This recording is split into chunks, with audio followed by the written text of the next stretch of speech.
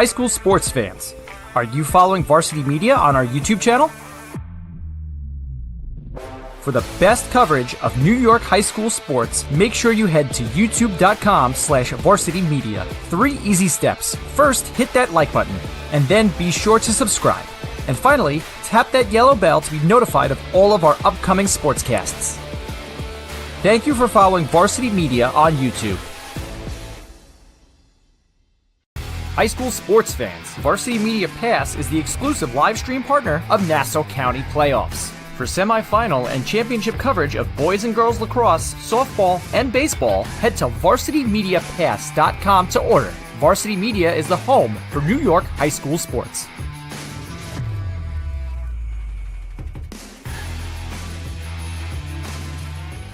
At St. Francis Heart Center, we're not just regional heart experts. We share our greater success with the world.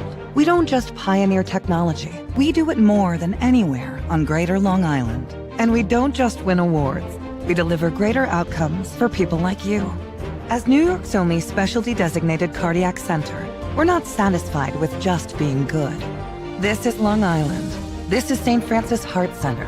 And greater lives here.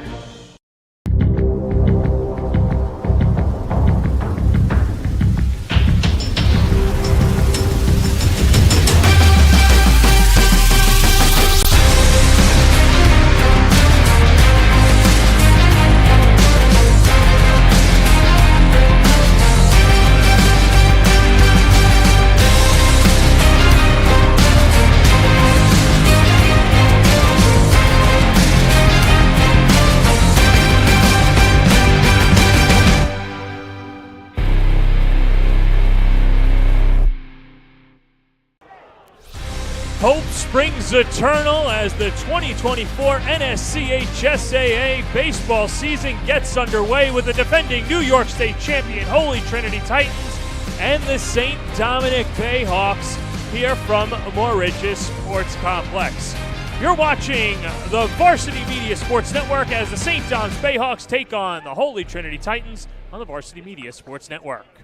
Today's game is presented by Catholic Health. And we welcome you behind the plate. He's Joe Brown. I'm John Perez, and it's the best time of the year, Joe. Opening day, and you've got 2 teams here, Holy Trinity and St. Dom's, looking to take the title of New York State back to their respective schools, but 2 teams that are in 2 different spots, but ultimately want to get to the same path. Absolutely, John. It is technically spring in the calendar, but the weather has not caught up to spring weather yet. So it's a bit chilly out here today at the complex. We'll see how the weather will affect any of the players here. But this is really a matchup between a retooling program, a championship team in last year in Holy Trinity, versus a team in the now. They're trying to thrive strike while the iron's hot, while they have a lot of great caliber senior players on their team that they can try to get the championship with. Compared to Holy Trinity, they had a lot of 3-year starters graduate last year, and they're going to be a little bit younger on this season. Yeah, you're right. Sebastian Velasquez is gone, and some other top talent, Nick Del Vecchio, both playing at Division I. But one player that will be going to Troy is Tyler Cook. He is our spotlight player to watch today. Yeah, Tyler Cook, definitely one of the best players here on the field. Overall rank 45 overall rank, but the 5th ranked catcher, a dual threat, both as a catcher and a pitcher. They're going to save his innings for later on in the season when it matters the most, but definitely the player to be looking out for today is Tyler Cook behind the plate and with a powerful swing of the bat. Not just that, he leads off as well for the Titans, a team that's trying to go back-to-back. This has only been the 3rd season that will have the New York State final in the Catholic League. All right, so that's Holy Trinity. Meanwhile, on the other side for St. Dominic, he took the Catholic League by storm last year. His coach calls him a stud, and of course, it's Matt Cruz headed to Rutgers. Rutgers, as a Jersey boy, makes me happy to see Matt Cruz committing to Rutgers, number 56 overall ranking there, and he is the star shortstop on the team. Every good team needs great leadership and great defense out of their shortstop position, and Matt Cruz absolutely delivering that for St. Dominic's on this season. As a senior, is definitely going to be expected to be the best player and the leader of this team.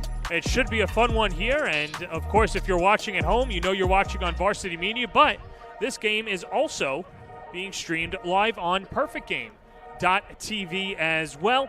From youth through college, watch the stars of tomorrow today. Just scan the QR code to download the free mobile app and take us with you wherever you go. With great documentary content and over 100 live games a year, Perfect Game TV is the home of amateur baseball. It's the Titans, it's the Bayhawks, it's all coming up next on the Varsity Media Sports Network.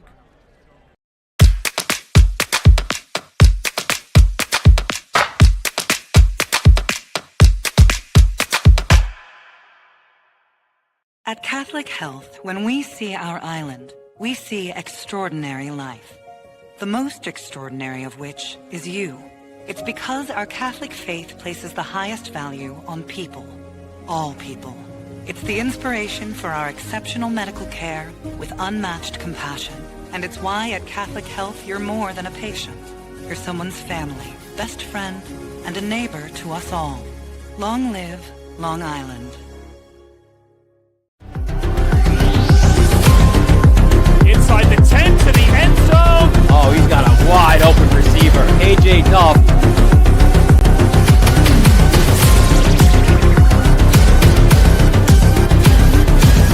Get out of the way! Dante Torres! End zone. Touchdown. 10-5 touchdown. Are you a local business looking for new and creative ways to promote your company? Varsity Media offers affordable rates that can get your message across to a demographic of 18 to 54 years of age.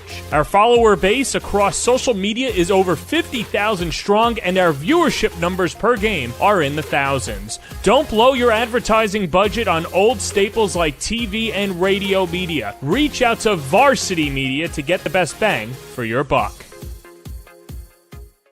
High school sports fans, Varsity Media Pass is the exclusive live stream partner of Nassau County playoffs. For semifinal and championship coverage of boys and girls lacrosse, softball, and baseball, head to varsitymediapass.com to order. Varsity Media is the home for New York high school sports.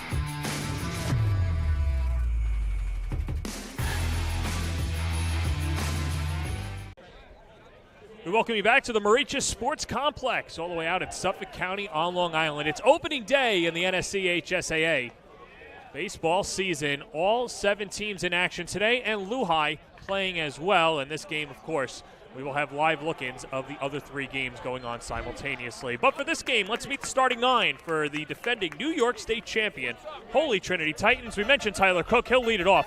Ryan Chiz is in the 2-hole in left field. The third baseman, Andrew Hepner, bats third. Drew Sinclair, the Bridgeport commit, is the cleanup hitter. Aiden Anello at first base. Victor Acosta at second base. Gabe Clarakaitis. How about this? A pitcher in the 7-hole. Sean Atkinson, man center field. And Jaden Alvarez is the shortstop for the Holy Trinity Titans as they take on one of the best arms on the mound and on Long Island, the St. John's commit, Victor Frederick. Yeah, Victor Frederick is a really tough pitcher for them to be facing on opening day. As you mentioned, the St. John's commit, pitcher that can throw in the 90s as a senior in high school. If you got a heater in high school, you can throw it. Having one of the best sinkers in the state as well. Don't get fixated on the fastball, though, because he does actually have a pretty strong curveball and changeup to try to mess with the batters on the other side. Frederick last year had 4 games in which he struck out 12 or more batters. His season high was 17 against St. Francis Prep. By the way, there's only 21 total outs, Joe. So Victor Frederick was dialing it up, and it's going to be fun to watch him wheel and deal today. He's just a special player, says his head coach Joe Fusco, and says that he could have played in the SEC or other Power 5 conferences, but chose to stay close to home and felt that he got a really good deal at St. John's and is hoping to bring a title back to the Big East and represent here in New York State. And he's been as good as advertised this year. 7-0 last year and 1.50 ERA for the Bayhawks. Yeah, I'm sure his fielding independent pitching stat is through the roof as well, with the pretty high percentage of strikeouts for the amount of outs in the game. And this is what you want to start your season off here. Everybody at the complex, all the teams playing at once. You want your ace on the mound and starting off with that first victory of the season. Yeah, we've got 4 games, 8 aces. It's going to be amazing, and it's just a great atmosphere here, as well as we're getting ready for our first matchup, which will be Frederick against Tyler Cook, 2 of the players that we watch. But, just looking last year at Holy Trinity, winning the first state title in program history, but also winning their 7th NACHSAA title. They knocked off Chaminade in 3 games. Chaminade, the defending 3-time champions, and they won the first game, dropped the second, and then won 6-0 thanks to the heroics of Tyler Cook, a valuable 2-way player, and Troy Commit. So it was a fun banner year for Holy Trinity, and like you mentioned in the open, St. Tom's has a lot of talent as well, and we'll see the perfect game rankings for a few of their players today. But they've got the talent. This is also some of the youngest infielders that St. Tom's has had, as Tyler Cook will lead it off, and boy, he's just such a special player, Joe. Yeah, Tyler's a great player to watch, and you're going to need a real team effort out of the leadership on the Holy Trinity side. You lost all of those starters from the last couple of seasons, so the seniors on the team in the starting lineup are going to be really pivotal to their success. Of course, Tyler Cook, as we mentioned, but Ryan Chiz as well as Andrew Hepner, also seniors on the team in the heart of the order as well, to going to lead the team. Big reason why Victor Frederick was so successful last year as well was his battery mate, Tom Garrett, the catcher. As well, he is committed to St. Thomas Aquinas, a Division II program in the ECC. It's Victor Frederick versus Tyler Cook. Opening day underway here on the Varsity Media Sports Network. And the first pitch is swung on and missed for a strike, 0-1 to Tyler Cook. Tyler Cook getting ready to swing, starting the season. Could have got a nice little hit on the first pitch, but now that you're behind in the count, this is right where he wants you. Cook last year hit .425, 3 home runs, and 28 RBIs. And he takes a fastball on the outer edge for a strike. It's 0-2. 0-2, definitely not the position you want to start the season on against a pitcher with such a great fastball. If you're going to try and sit on the fastball, you can get blindsided by the curve. Yeah, and it's really been his off-speed pitches that has separated Frederick into that Division I talent. 0-2. Up and in. Count 1-2. Definitely have to worry after you get a pitch up and in like that, trying to brush you off the plate, giving Frederick a little bit more space to work with on the plate, especially on the outside edge if he brushes you off back. A couple of shake-offs for Frederick. 1-2 coming. Breaking ball slammed foul off to the right. Well, the big thing for Tyler Cook this offseason, Joe, was he hit the weight room. And he gained 15 pounds of muscle. Now he's up to 185 pounds, and Troy projects him to be a catcher. And, you know, he's not Russell Martin by any means, but you do have to add a little bit of girth behind the plate, and that's what Cook has done. But Dan Luisi, the head coach for Holy Trinity, says you could really see it in his batting practice and his reps in practice. He's just hitting the ball at a much higher exit velocity this offseason. Yeah, you really take a beating when you are a catcher in high school baseball here. So adding as just a couple of extra pounds is going to help you cushion those blows just a little bit harder. 1-2 coming. And off the glove of Garrett, and a good hack by Cook. And our first matchup of 2024 has been as good as advertised. Yeah, absolutely. That was a really strong fastball right down the middle. Cook was a little bit behind on enforcing that foul, so now hopefully if a fastball comes around again, he won't be a little too late on that one. A couple of shake-offs from Frederick. 1-2 again. Lays off the slider. Deuce is wild. Now with the count even, this is a tough spot in the pitcher's mind. He started out 0-2, and there's been so many foul balls, and it's evened out at 2-2. You don't want to let this batter get away from you.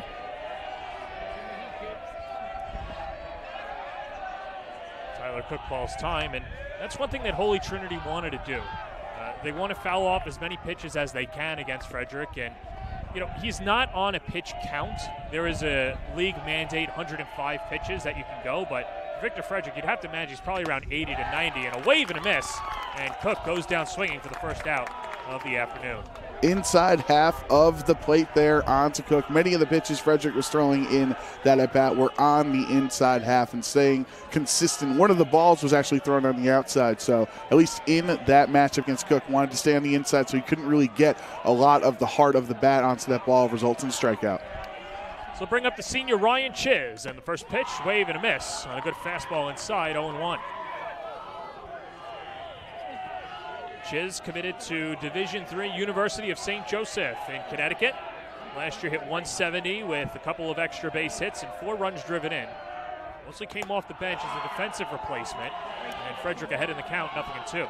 Yeah, Chiz can play both the infield and the outfield for the team on this season, so you're going to have a lot of defensive flexibility with him throughout the season. That can help you keep yourself in the lineup. Was a good pinch runner as well, too. Swiped 3 bases in the playoffs. And it's those extra 90 feet that help you win championships.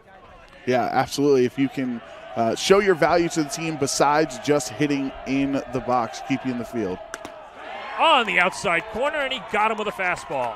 That's a tough pitch. Frederick starting off the game just how he finished off the entire season last year with that fantastic ERA. 2 at-bats, 2 strikeouts, both with the heater on the inside. I was joking with Joe Fusco, the head coach for St. Dominic's, about a potential pitch count for Victor Frederick, and he said, if he just pitches to contact and doesn't strike out 17 batters a game, he'll throw more complete games. As that one inside, Hepner thought he was hit. And looked like it hit him. Andrew Hepner awarded first base by home plate umpire Ray DeVito. Yeah, but you see Hepner's reaction. That was the off-speed pitch, so it didn't hurt as much as a fastball would have there, hitting him right in the elbow. Not the end of the world, though, if you're thinking of St. Dominic's, because you did just get the 3-hole hitter on base without getting the chance to swing the bat. So Hepner's aboard. That'll bring up Drew Sinclair. Runner on first and 2 outs was scoreless, top of the first inning. Opening day of the 2024 NSCHSAA baseball season.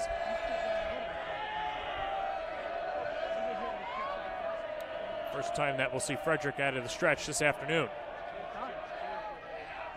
First pitch to Sinclair, swing and a miss at a low fastball, 0-1. Sinclair was the designated hitter for the team most of last season here. He's sitting in the cleanup spot with a man on. You want to try to get a quickie number up in this first inning to shake Frederick. Committed to Bridgeport Division II CACC Conference. Hepner short lead off the first and foul tipped off the glove of Garrett. And Frederick ahead, 0-2. 0-2 count, even with the hit by pitch. That was an inside as well, right? It hit Hepner on the elbow. So at least Frederick has consistently been staying on the inner half to these right-handed hitters on Holy Trinity's team. So if you are in the hole like this, 0-2, you're the cleanup hitter. Got to try to extend the count just like your team. It's just like Tyler Cook had that long at-bat. Even if this at-bat ends up with an out in the end, the half of the inning, if you can just get a couple more pitches out of Frederick, every pitch counts. We were talking before about Tyler Cook and how catchers are usually beat up after every game. Well, Tom Garrett in the top of the first already dealing with a foul tip. If it looked like the forearm of Sinclair. 0-2 from Frederick. And Sinclair with a quick timeout. So for those of you watching, at least in New York State, there is no pitch clock and there is no amount of timeouts that you can take in the circle. And so therefore, it's kind of like old school baseball. Think of the 2019 season as this is hit on the ground to third. First opportunity for the freshman Ray Kim. Throws across his body, and it's a foul ball.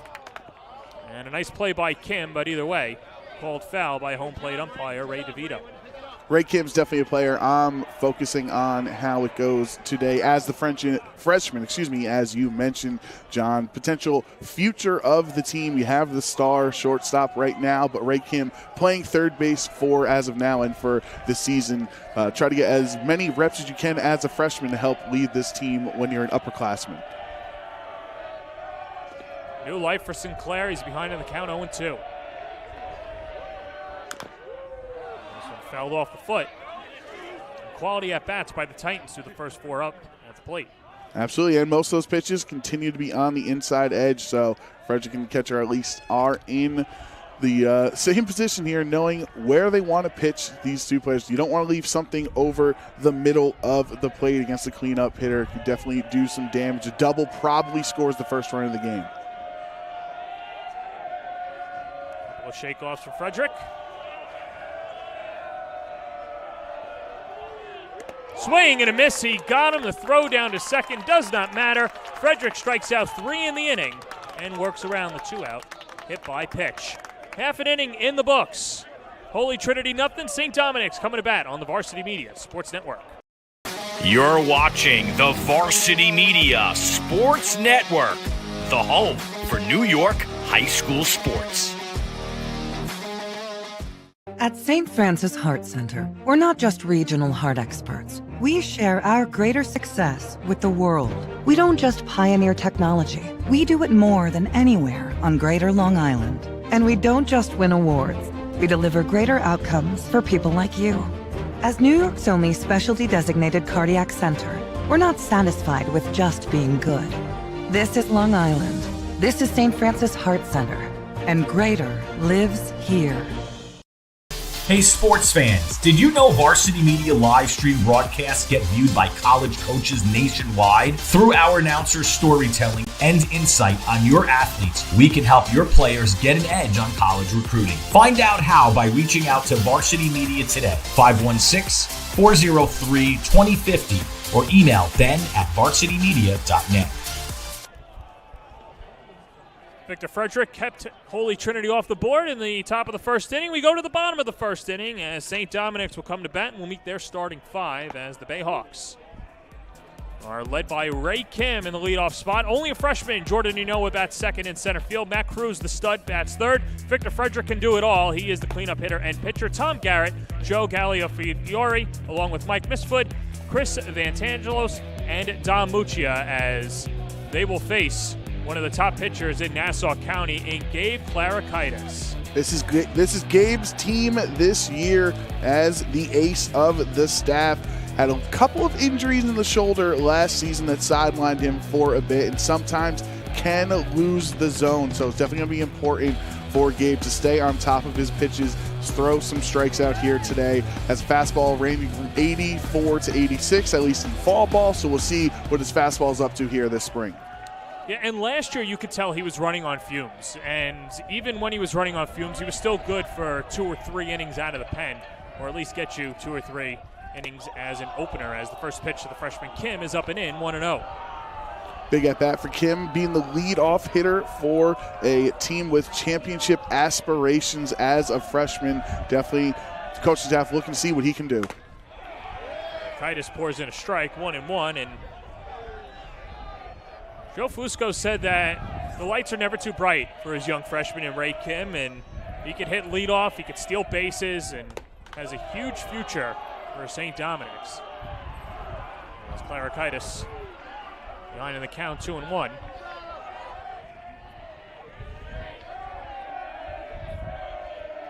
"51 degrees at first pitch, but pretty breezy as that nicks the outside corner.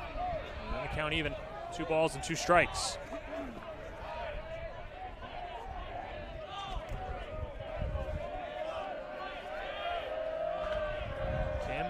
Headlighting one of the youngest infields in St. Dom's history as a fastball just misses outside and the count is full. It's a big pitch coming up here for Klarakaitis, as you do not want to walk the leadoff batter in the inning. Has some speed, can try to get to second base if you walk him here. 3-2 pitch, fisted foul. We'll do it again. So far, at least in this at bat, Gabe has had some pretty good command on that fastball. The only pitch that's really gotten away from him was that off-speed pitch that went really high on Kim's end. So do you stick with the fastball, what you're feeling right now in this first at-bat, or try to establish the off-speed? Well, he gets a sign from Cook. Payoff pitch.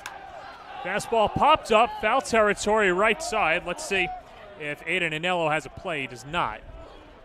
And we'll do it again.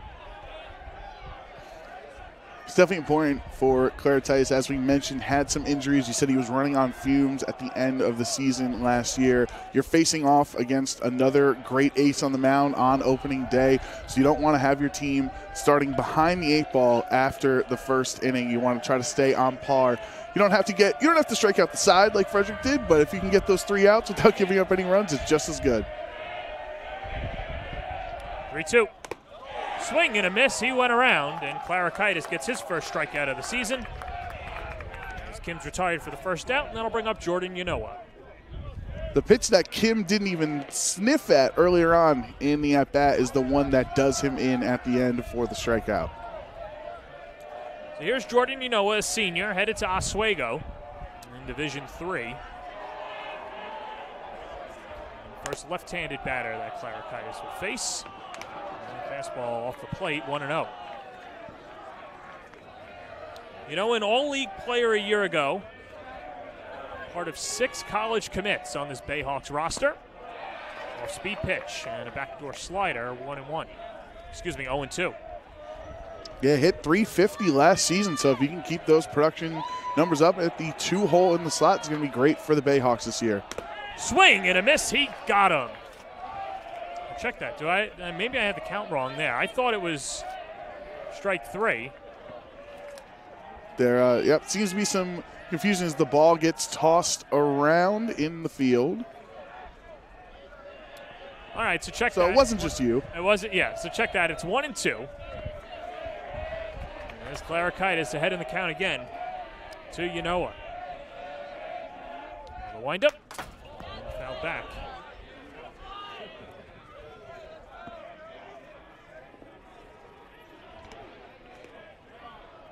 First lefty of the game for Gabe, and you can see still sticking on what is the outside edge for him. So trying to establish that specific line against the batters on St. Dominic's end.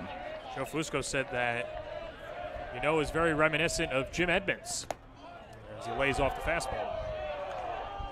That's quite the comp to get as a high school player. Jim Edmonds, it's a pretty good ceiling to end up at. Well, and I know everyone talks about the defensive plays of Edmonds, but he could swing it as well back in the day for the Cardinals. And off-speed pitch misses, and the count full, 3-2. 3 straight pitches on the outside edge, and they're getting further and further away from the strike zone for Gabe. 3-2 pitch. Fastball hit in the air out to center field. Coming on is Sean Atkinson. He's under it, and he makes the play. And there's 2 away. Well, we mentioned that it's opening day around the NSCHSAA. Well, let's take our first live look in over to the Chaminade St. Anthony's game, where it is the Flyers that break even early with an RBI single up the middle. As that was Cervoni with the opening hit, and where it stands right now, Chaminade with a 1-0 lead. Well, here's Matt Cruz. We mentioned him in the open, the future Rutgers Scarlet Knight. And he takes a breaking ball upstairs, 1-0.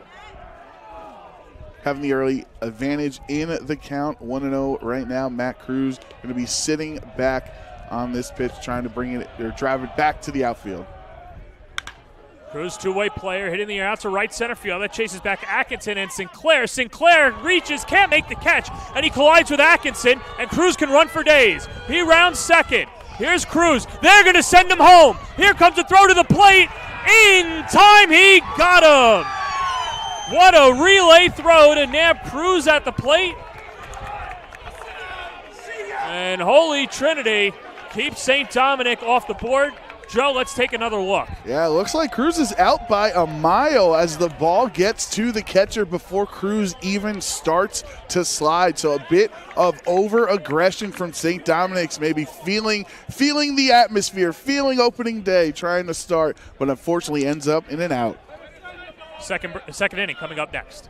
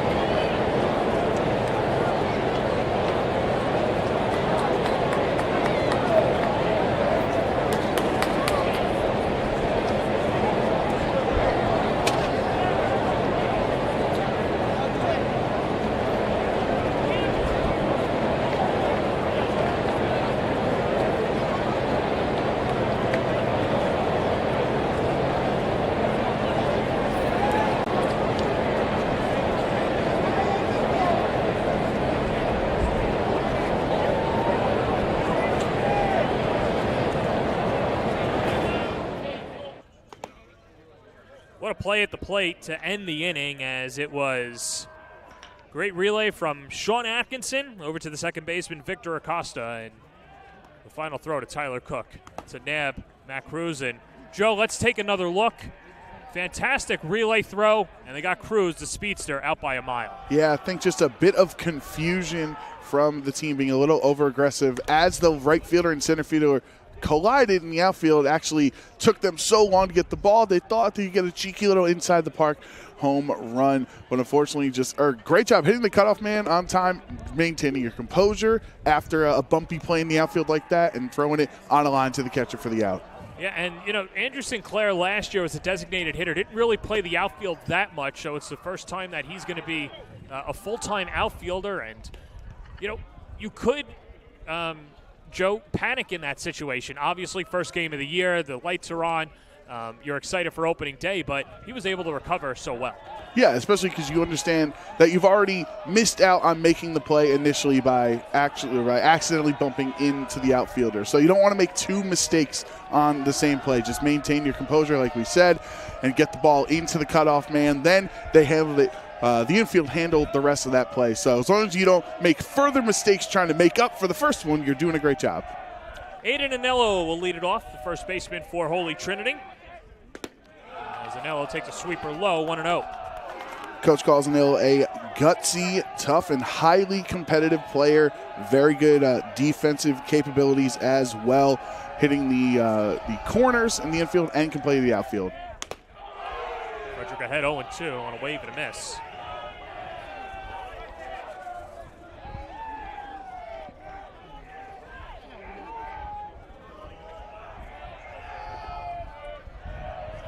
Frederick getting the sign. To pitch. Fastball just misses low. 1-2. Just misses there. Might have been an inch or two off from the fourth strikeout of the game. Well, you can certainly see the stuff and the rise on his fastball at times, too. Now tipped into the glove of Garrett. And just as wild, 2-2. Two fastballs right in the back-to-back position there against Aiden. So if you are behind the count in this spot, and he has been consistently throwing on the inside edge. A wind-up, 2-2. Fastball just misses. Ooh.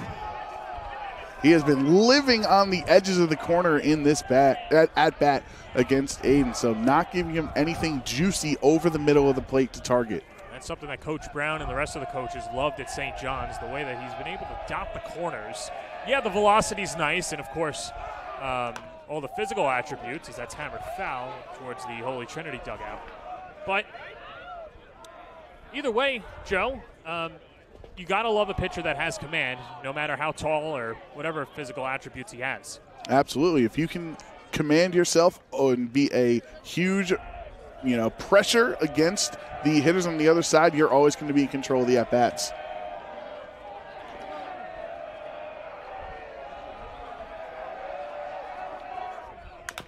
Pitch to Anello is chopped foul again.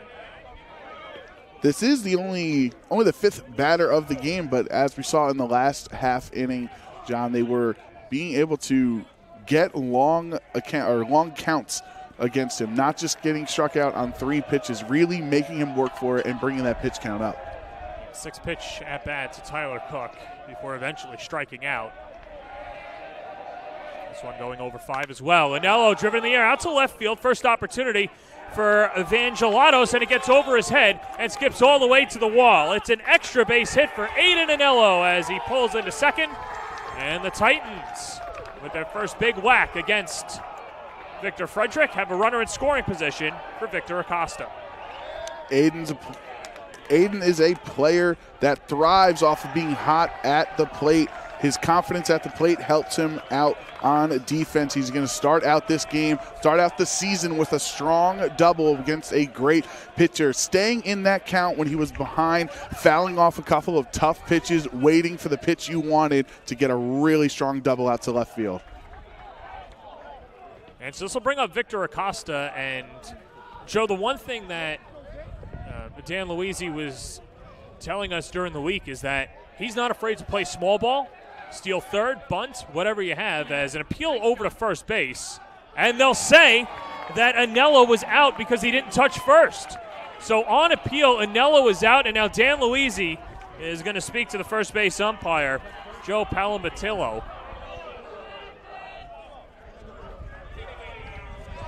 Looks like might have been a little overzealous as he was rounding first base. They're going to go over to the first base slot. Umpire was waiting for them to touch it, so umpire definitely thought as it was happening that he did not round first. Well, if we have a replay of the double, but that's what Luisi's telling the first base umpire. But Yeah.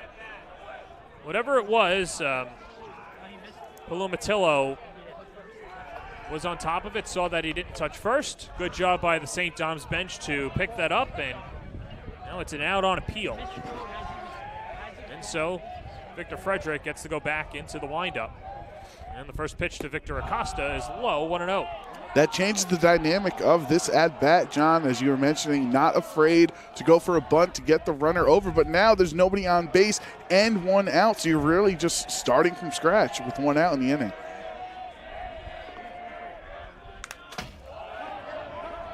Slice foul off to the right side. Frederick ahead in the count once more. Couple of base running, a little over-aggression in these first couple of innings here, as we saw on the one side rounding third, trying for the inside the park home run, getting tagged at the plate, and then here on a double, accidentally not stepping on first base. Breaking ball stays high. Long pitch from Frederick to Acosta, getting the start at second base today, and Dan Luisi said that this isn't going to be our starting nine, or at least our defensive alignment at the end of the year, and he's still trying to figure out his personnel and where to put them. And he said he's got a few infielders that can play multiple positions. I mean, heck, last year, Joe, they had 4 natural catchers in their starting lineup. So we know that the team on opening day is not necessarily the team that's a fine comb team come playoff time. As Frederick with another strikeout. He's got 4 through the first 6 batters of the ballgame. That was a nasty off-speed pitch. Almost looked like it was going to hit him at the start of the throw. Ended up right over the plate, and he swings right through it.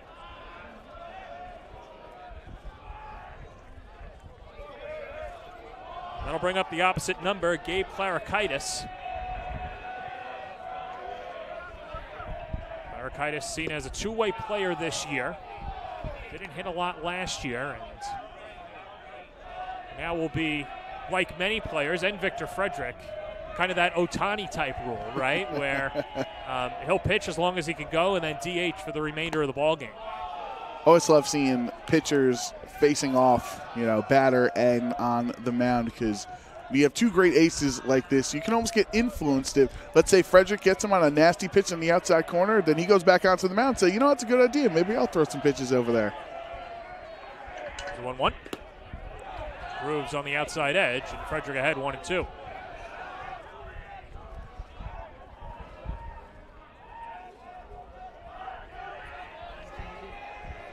Klarakaitis has done a good job of shortening up his swing this year and being more of a contact hitter as he watches the fastball outside.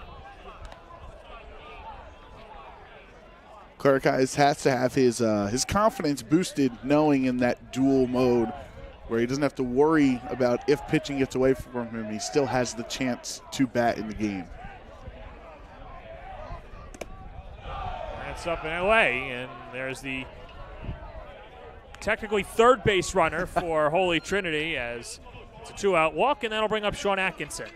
Yeah, you never want to walk the opposing pitcher, getting him on the base. They're going to have a base runner for him coming out on to first base there. But that was an excellent count worked by Klarakaitis in that match, being down 1-2 and walking, or getting the walk, I should say, getting that pitch count up. Definitely if this is a tennis matchup, definitely one serve on that one against the opposing pitcher. And this will bring up Sean Atkinson. The courtesy runner is Jonathan Hernandez, the junior.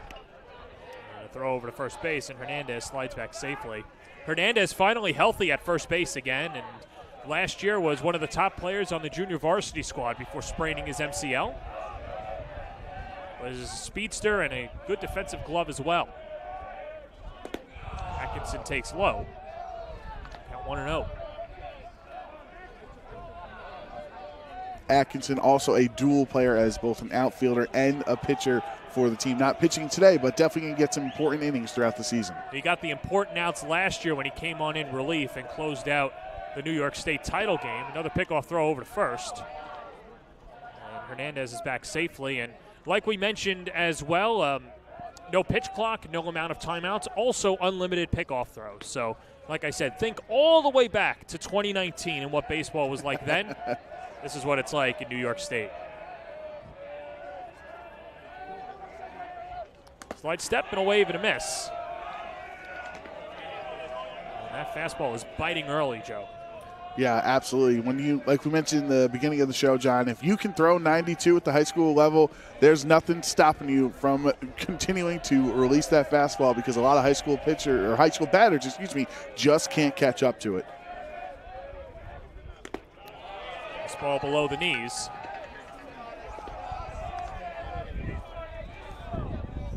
And the count is 2-1.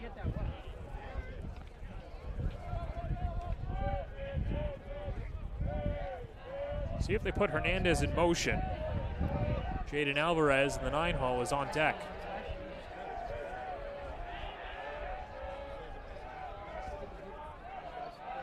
Couple of peaks, 2-1. Fastball right down Broadway, 2-2. Continuing to establish the inside corner against all of these righties. Makes it tricky, one, because you already mentioned that fastball is tough to catch up to, but also he's gotten multiple strikeouts on the curve on the inside corner. Sometimes you're just not able to pick up what the pitch is before it's too late. Frederick, another throw over to first.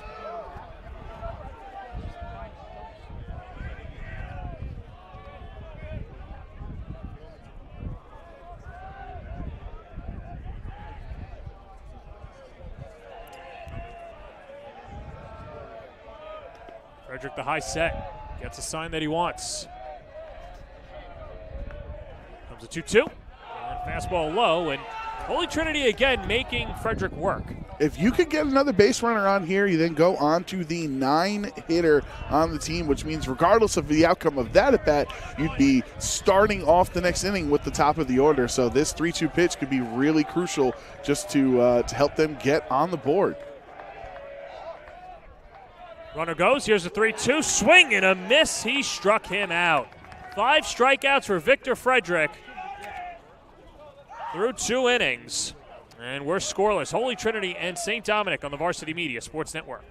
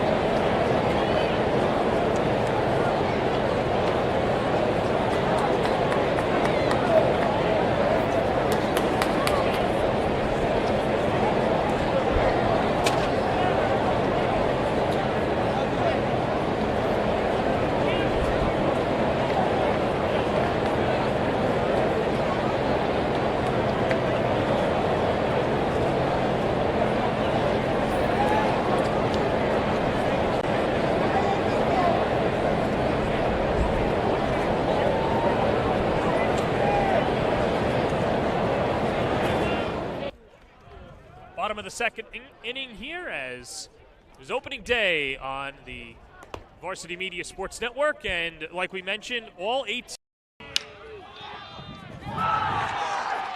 Batesi out of St. John the Baptist, an RBI double opens up the scoring as SJB with a 2-1 lead over Kellenberg in the 3rd inning. Be sure to follow on Varsity Media's social media channels afterwards. We'll have highlights from the remaining 3 games.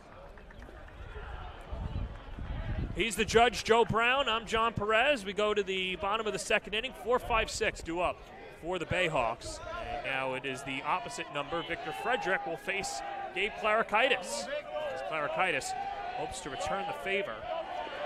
That was a long half inning for Frederick to stay out there on the field throwing double-digit pitches there, and you have to lead off right away, so no break for the star pitcher. All the accolades, obviously, about Frederick and what he does on the mound, but equally as imposing in the batter's box. Last year, he hit .333 with an on-base percentage of .560.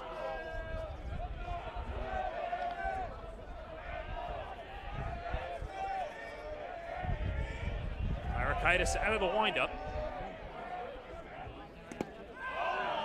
That pitch just misses, and 3 straight out of the zone for Clarikaitis to Victor Frederick. Yeah, don't want to walk the leadoff hitter in this second inning, of course. But, of course, the other side is you have the benefit. You got the walk against him last time around. You don't want to just trade it right back and we're back to even. Fastball on the outer edge, 3-1. Because as much as baseball is a team sport, John, obviously in scenarios like this when you have two aces on the mound, it is pitcher v. pitcher. So if you can try to get a strikeout or just get a pop out here, you want to maintain that mental advantage. It just misses, so give the edge to Frederick. A leadoff walk to start the second.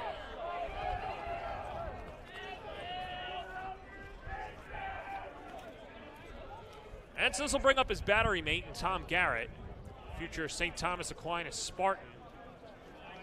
As we should get a courtesy runner for Frederick at first base, and that'll be Pete Prochorus, the best pinch runner, Joe Fusco says, and someone who's not afraid to run. And, you know, we mentioned the approach against Frederick. Well, that's got to be the same against Clariakitis. A lot of small ball here, and we'll see if they put Prochorus in motion with Tom Garrett at the plate.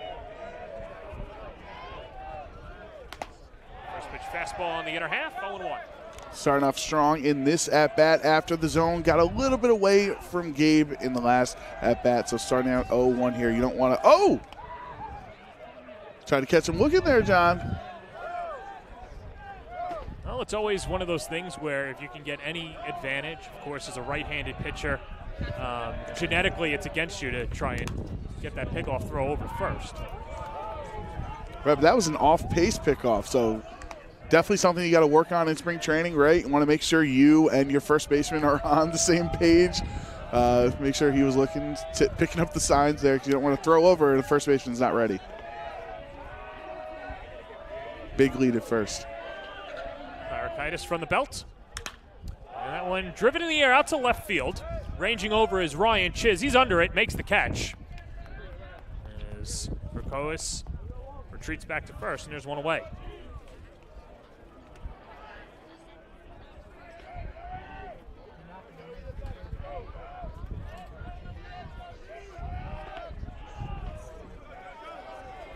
So this will bring up Joe Gallio-Tafori. Gallio-Tafori playing first base today, and junior, good athlete, was one of the best hitters on the JV squad. That pops off the glove of Cook, and that'll allow Prochorus to move up 90 feet. Almost works like a steal when the ball gets past the catcher like that, but you don't have to worry about getting thrown out. So now the batter's at second comfortably, has a chance to score on a single. We see with that much speed, if this gets in the outfield, there could be a play at the plate. Already had one play at the plate today, and boy, that was a fun one. As Gallio-Tafori spoils it foul. Good gap-to-gap hitter.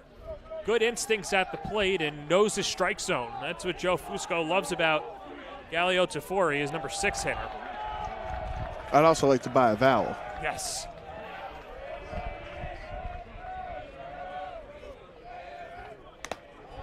Fastball painted on the outside corner.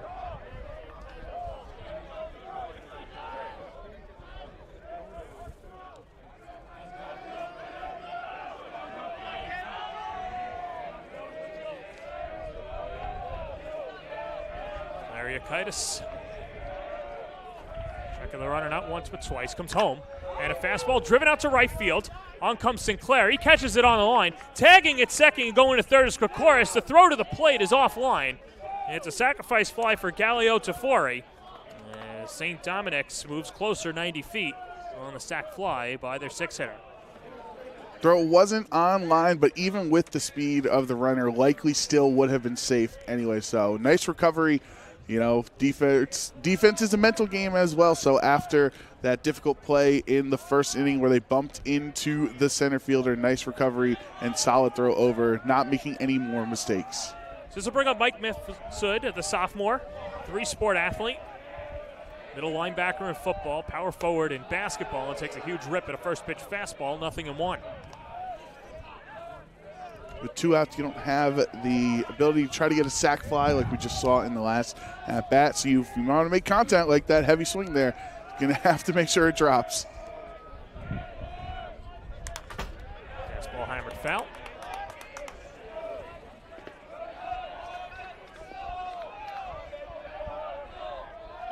Started off with a walk to Victor Frederick. Pass ball moved the courtesy runner, Pete Krokoris, over to second base, and then sac fly moves him over to third base. Larry Akitis trying to keep this a scoreless game. 1 run might be enough for Victor Frederick.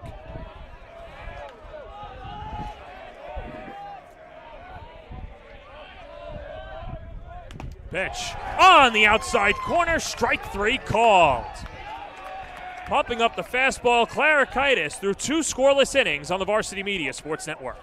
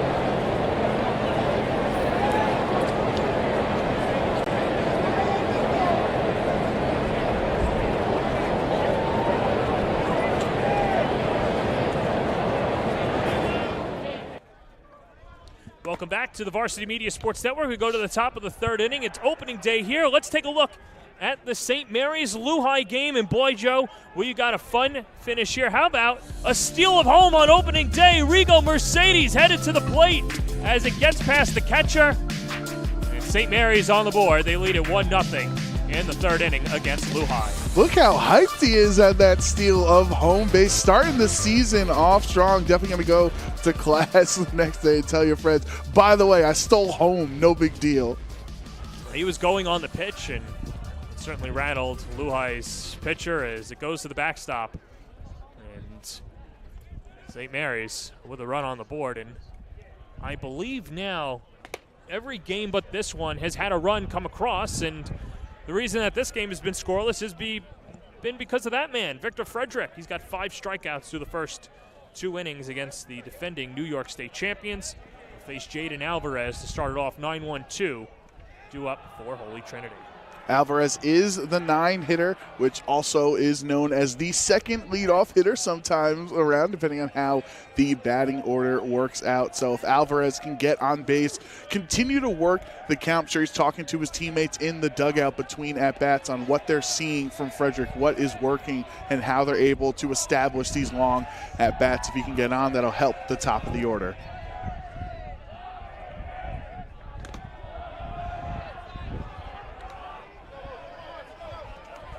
So here's Alvarez, and that's exactly what Dan Luisi told us earlier in the week, is that he is that double leadoff guy, can steal bases, and, you know, at any juncture of the ball game, besides the first time through the order, Joe, as Alvarez ahead in the count 2-0, that it doesn't matter, and you'd like to have back-to-back leadoff hitters, and that's exactly what Alvarez is, and he says that this is his team in the future. Pump foul off to the right side. I mean, you can definitely see he's a spry hitter. Might be not necessarily deterred by such an impressive pitcher on the other side here, staying in the plate, having some solid contact on that foul pitch.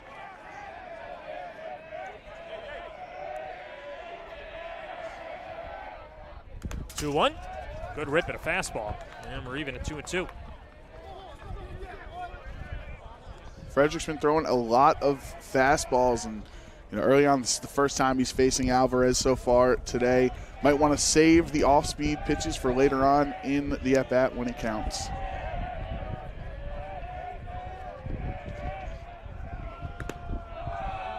2-2's a little low. And another full count. Good job by Holy Trinity, at least working the pitch count up. And it's not exactly trading any trade secrets here, but you'd have to imagine that both Frederick and Clarikaitis will not go 105 pitches, which is the league-mandated pitch limit. But as that pitch misses up and away, way out of the strike zone, and a leadoff walk for Holy Trinity. Frederick was as close as you could get to his 6th strikeout of the game, but Alvarez's stature working out to his benefit on that low pitch, forcing the full count and getting the walk. So this is now a couple of times we've seen the lead-off hitter get on base, and will it affect him? He's obviously got some speed to him as well. That'll bring up Tyler Cook, struck out swinging in his first at-bat. That was a 7-pitch at-bat. Pickoff throw over to first, and Alvarez slides back safely. This is the guy you want up in this spot, too. 100%. And it's not every day that you have a leadoff catcher, but that just goes to show the athleticism that Cook has. The throw over to first. That was a better pickoff throw as Alvarez narrowly dives back in. That was a close pickoff, too, as might want to hold off when the best hitter on the team potentially is at the plate. It's better to have a man on base and get caught picked off. Slide step and a swing and a miss at a changeup. Count 0-1. That changeup got me, John. I was I was definitely swinging and missing on that one. Well, if he continues to change up the speeds like that throughout this year, everyone's going to be swinging and missing. Another throw over to first. They might get him as that throw just misses. Better throw would have gotten him, as Alvarez was caught leaning. He's clapping his hands, too, to try to distract the pitcher. Say, hey, remember, I'm over here. Don't focus on the batter. Fastball at the letter. Snap throw to first. And Alvarez dives back safely. Well, we talk about the progression of Frederick on the mound and his pickoff throws, but there you see Tom Garrett behind the plate. Check this out, Joe. Last year, he threw out 50% of base stealers. That's unheard of. Well, he would have had a strikeout, throw him out if it wasn't already the 3rd out on the full count in the first inning. So Tom Garrett's got a great arm. Curveball hit on the ground, right side. Dominic is up with it and does not have a play. That ball had a lot of English on it. It's an infield single as Cook beats it out. And Holy Trinity with runners on first and second and nobody out for Ryan Chiz. You know, they say usually hit them where they ain't, but I guess hit them to where they can't get the throw off in time, because the second baseman was there, but this little blooper that he was able to hit, it took so long on the grass to get to the dirt that he was able to get to first without a throw. Here's Ryan Chiz, struck out looking in the first inning.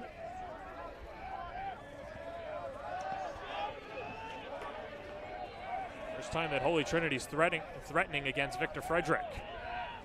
And Chiz attempts at a bunt, snap throw over to first, and Cook just gets back in ahead of the throw. Dom Mucci, the second baseman, was recovering with the first baseman, Galileo Tafori, coming in on the bunt. Bit of a miscommunication there, as Cook was already halfway to second base, but Alvarez had not left second, so he couldn't go for the double advance. Fortunately, though, for Holy Trinity, he got back in time.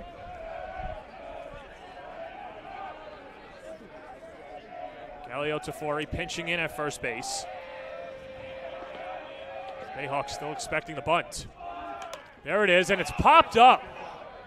And we'll go foul and go through the netting behind us. It's interesting, there's a netting on top of us, but there's a huge hole, and you're playing the lotto. That ball went right through the hole, so play the lotto tomorrow. Yeah, the one spot that the net doesn't protect is where that could have been like a trick play. Yeah, and there you see right there, good shot. Our first base cameraman Ron Pierre, right through like basketball, sort of. Yeah, that's 3 points. No balls, 2 strikes. Runners on first and second. The pitch. Ball just outside. Ray DeVito not giving that outside corner to either pitcher, and both pitchers not too pleased with it, Joe. Yeah, honestly, good stuff by Chiz to lay off that pitch, because that did look juicy. He got 2 men on. He could have drove that to the right field wall, got a couple of runs, but good to hold back. 1-2. Chopped foul, first base side. And definitely the way that he's standing at the plate here leads to the fact that you can try to go opposite field, hit the ball, back to where the pitcher is giving it to you. You do have potential, DH out in the outfield as well. So right field is looking like a very juicy target for Holy Trinity. Frederick ahead in the count, 1-2. Back of the runner at second, not once but twice. High leg kick, the pitch, breaking ball outside. And even at 2-2. Alvarez went halfway to third base on that play, but didn't have the confidence to continue through. Now, unfortunately for him, it was a curveball in the dirt, so he would have had the time, but don't want to make too many mental mistakes on the base running path.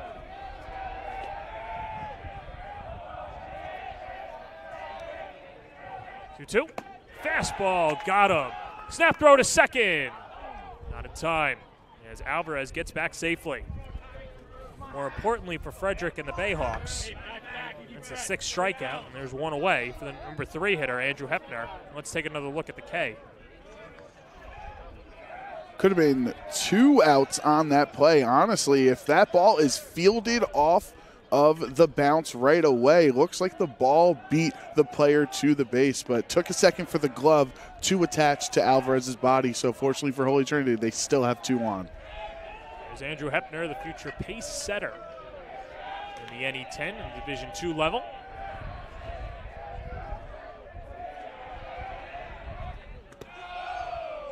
Watches a breaking ball miss low, 1-0. Frederick's definitely been throwing a lot more curveballs in these last couple of bats now that we are in the second time through the order. So you go fastball heavy that first time around to establish your speed, establish your command, and then try to trick the batters with the curve. Hepner was hit by a pitch in his first at-bat. In fact, it was the first pitch on a breaking ball that settled a little in, nicked him on the elbow, and took his base. He was ultimately stranded there as Frederick struck out 3 in the first inning.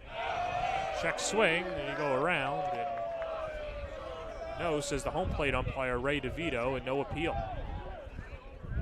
Starting to lose the zone a little bit, at least in these last couple of at-bats. Of course, they're ending up in strikeouts anyway, so he's not being punished for it too much, but you're running out of space on the bases to put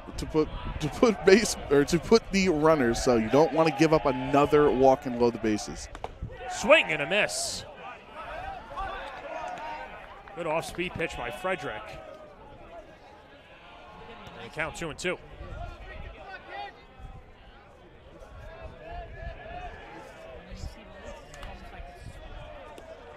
Alvarez with good speed off of second. Tyler Cook, the runner at first. Scoreless, top of the third. Pitch. Hit on the ground is short. Matt Cruz is up with it. Flips to second for 1. Mushia the turn. In time, a double play. Just exactly what the doctor ordered. A 6-4-3 double play gets Frederick through 3 as we go to the bottom of the third on the Varsity Media Sports Network. You're watching Varsity Media, the premier high school sports network in New York.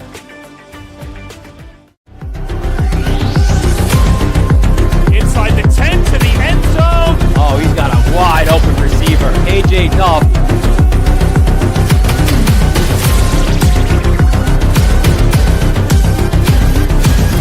Get out of the way! Dante Torres! The end zone. Touchdown. 10-5 touchdown.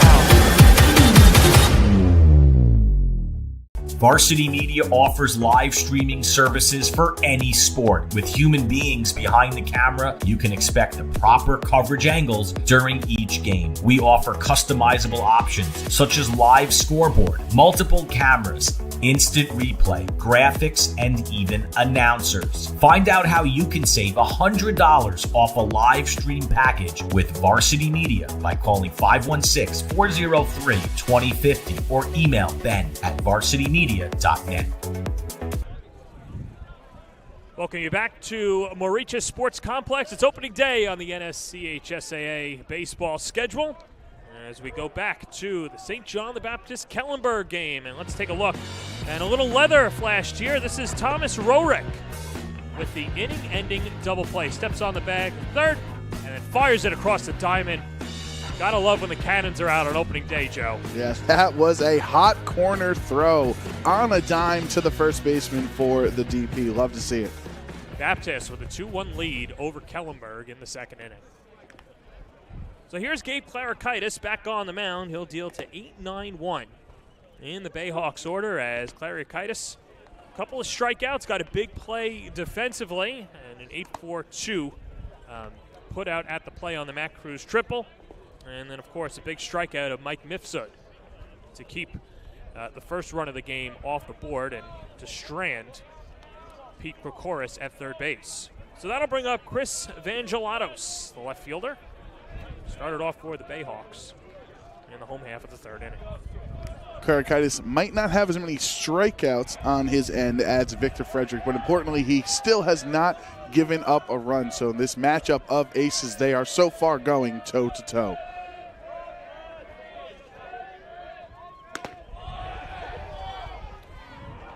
First pitch strike for Clarikaitis, 0-1. Vangelatos, another young player in the starting lineup for the Bayhawks. In fact, they've got two starting freshmen on the varsity squad. And, you know, we mentioned in the open how St. Dom's looks at themselves as the team of now and looking to win a championship this year. They've got the talent, but experience-wise, they're going to have their work cut out for them. There's a wave and a miss, and Clarikaitis ahead in the count. 1-2. Yeah, starting freshman in on the left side of the field, pretty much left field and third base. Going to need to catch up to that experience that the rest of the team has if they have championship aspirations. Swing and a miss, he got him. Went up the elevator shaft as Clarikaitis has his third strikeout, and there's one away in the third.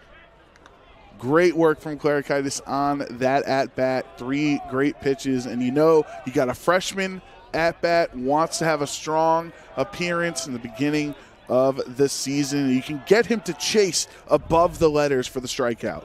It looks so appetizing up there, Joe. It really does. That did look delicious. Muccia takes a backdoor slider for a strike, 0-1.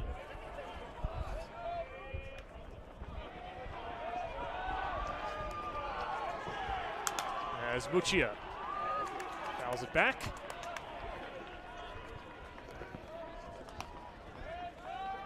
I want to see if anyone else is able to hit it exactly through the net. See if we can keep a running count through the game, John. We were joking about playing the lotto, but if that happens again, we'll buy both of us the Mega Millions. Muccia strokes this one out to right field, coming on Sinclair. He's going to have to play it on a hop. As the freshman pulls in at first with the first hit of his varsity career, second hit against Clarikaitis with a one-out single.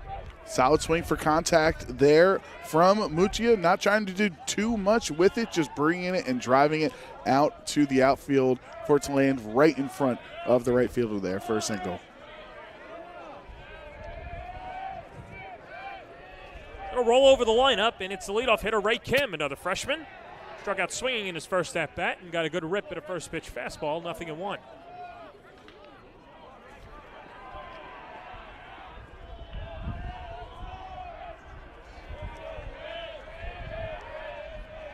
Ray Kim, short, compact swing, and really plays well above his ears, says Joe Fusco. As he spoils the 0-1 pitch foul. Clarikaitis ahead, 0-2.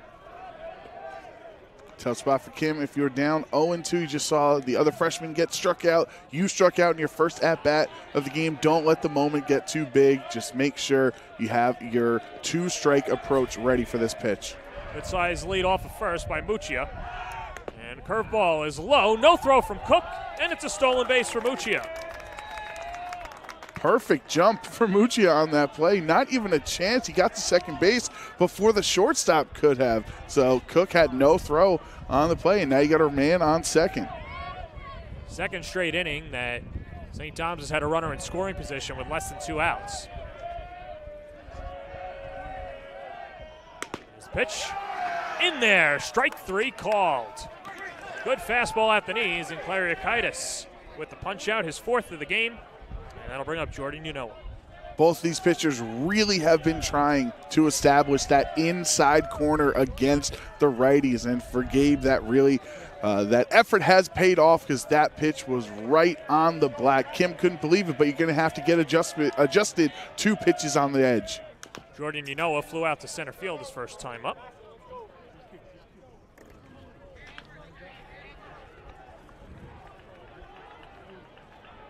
Yanoa, the Oswego commit. 350 in the regular season last year. Last year for the Bayhawks, they just got cold at the wrong time. In the playoffs, suffered a combined no-hitter loss to Chaminade and then fell to Kellenberg in the ensuing game. Double elimination tournament. Good off-speed pitch by Clariakaitis, who's ahead in the count, 0-2. And he continued to see the big lead at second base. You know, a single would be able to break this game open and score the first run of the game, but you got to make contact against a pitcher that looks like he's in the zone right now. He has found his control this inning. Pitch missed outside.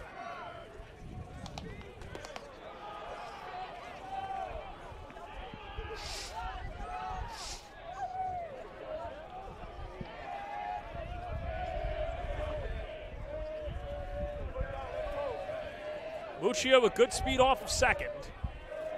As J.J. Alvarez keeps an eye on him. Foul tipped. And Yanoa stays alive. 3 pitches in a row on the outside edge of the plate, facing off against the lefty. That second pitch also was somewhat of a pseudo pitch out, trying to catch Muccio if he wanted to try to steal third. But of course, with a lefty at bat, you're just giving you're giving the catcher a great view down to third. So it'd be pretty risky to try to steal third in this spot. Clariakaitis trying to get through 3 innings unscathed. Pitch, swing and a miss. He struck him out. Blew a fastball by him as Clariakaitis has 5 strikeouts through 3 innings on the Varsity Media Sports Network.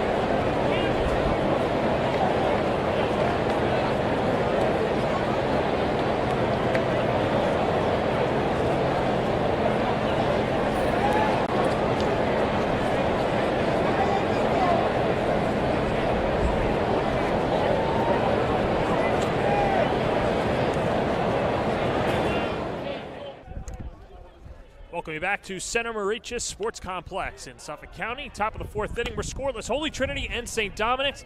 Not a lot of runners on the base paths, but we do have our speedy play of the game early on. And, of course, book your session with Onyx Salva today and the gang over at Garden City.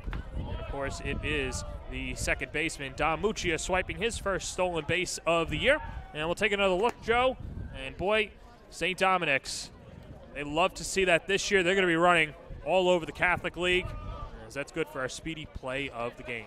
Uncontested stolen base of second there, so that's how you know how fast he was moving, that the other team didn't even have a chance to stop it. Book your session today, speedislandny.com.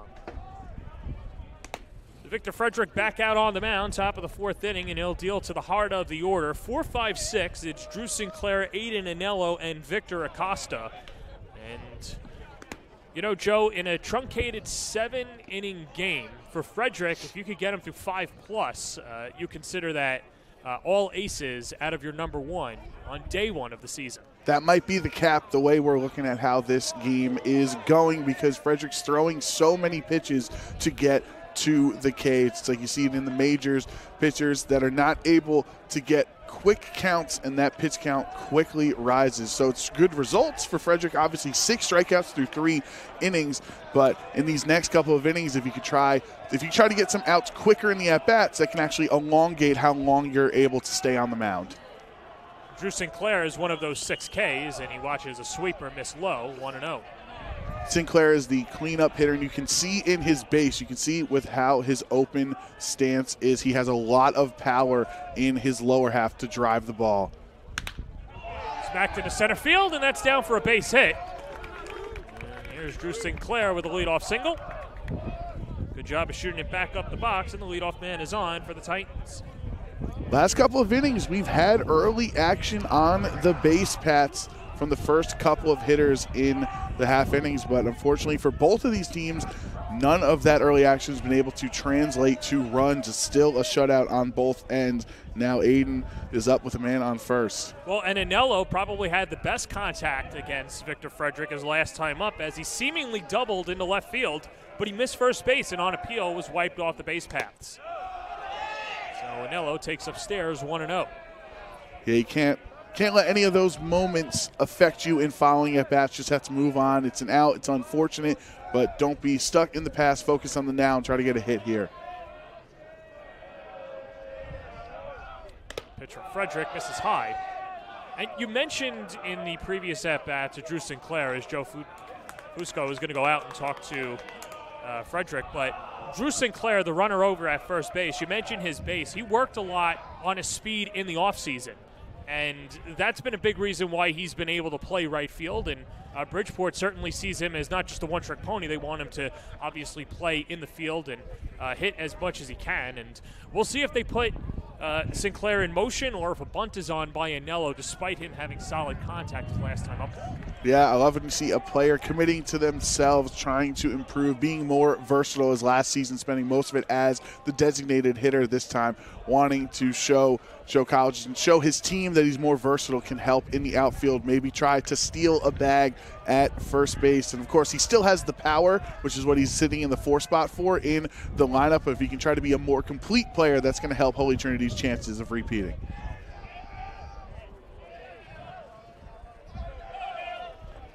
Dan Luisi said a couple days ago, we're not afraid to bunt, and we're not afraid to bunt with our number 5 hitter. Anello doesn't bunt. He takes a fastball low. But you'd have to imagine that as we get later into this ball game, any way that you could knock out Frederick or just put the ball in play for Holy Trinity, they're going to try and do that.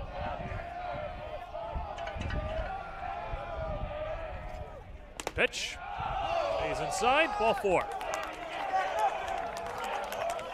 Easier to get on base that time around when the walk will stop you at first and second. Nobody out. This is a great position for Holy Trinity to be in. And I think, John, one of the effects that the weather has, as we said, sure, you'd wish you had more pleasant weather on opening day, but it does benefit the pitchers because it really is kind of driving the ball down. We're seeing a lot of low singles, and even that double potential inside the park home run against the wall was brought down from the weather as well. So these pitchers are benefiting from the ball not being able to be driven as far right now.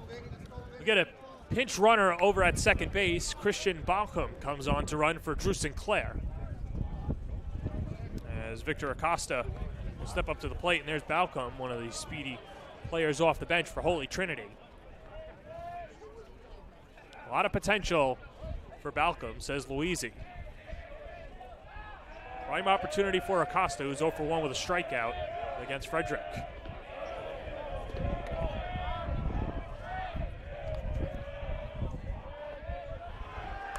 They'll lay down the bunt, and it's behind the plate. Throw goes down to third, but it's a foul ball. Count 0-1. That was definitely a double play in the making if it bounced just a little bit differently. And who knows, depending on the speed of the runner, could have been an inning-ending triple play. Fortunate break for Holy Trinity there. Well, and that's what having a catcher behind the plate that can throw it as hard as Garrett, that's a luxury that you have. You can turn those bunt plays into not just 1 out, but multiple outs. 0-1 pitch. Taken outside, 1-1.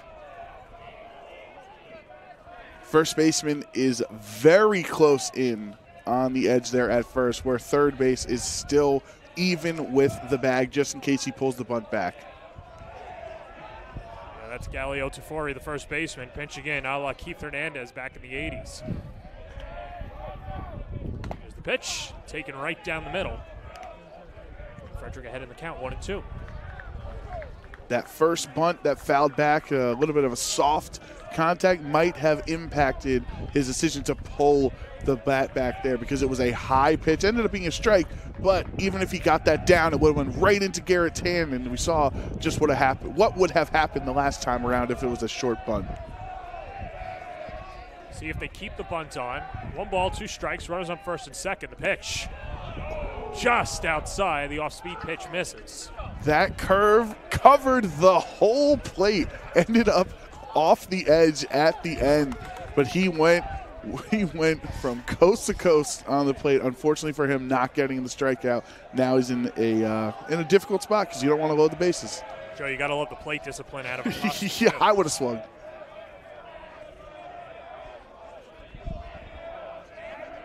Frederick again, the pitch. Swing and a miss. Foul tipped into the glove of Garrett.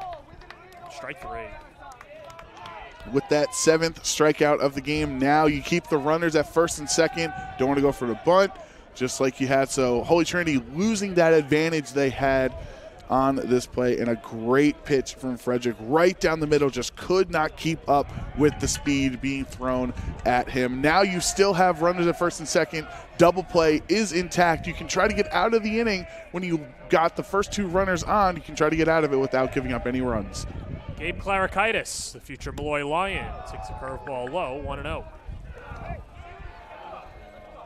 Klarakaitis walked in his first plate appearance and was stranded at first after Victor Frederick was able to get Sean Atkinson swinging to end the road half of the second inning. This inning started off with a single up the middle by Drew Sinclair. Aiden Anello followed with a walk. Christian Balcom came on as a courtesy runner at second base, and also in New York State, for those of you watching across the country, you can re-enter 1 time during the game. So if Sinclair comes back in, and you would assume that he would, then Balcom is done for the day. Of course, we're very happy to have Perfect Game with us today, but just explaining the rules, obviously, because they're different in all 50 states. Pitch driven out to right field, falling fast, and it is caught by the right fielder Mike Mifsud. And the throw to second, they got him. Mike Mifsud with highway robbery on a dive, gets the out, and then they pick off Balcom at second. Let's take another look. Shoelace catch from him as his hat falls off. He could have jogged to second base because the runners had no idea that ball did not land in the grass. Frederick gets through it. We go to the home half of the 4th of the Varsity Media Sports Network.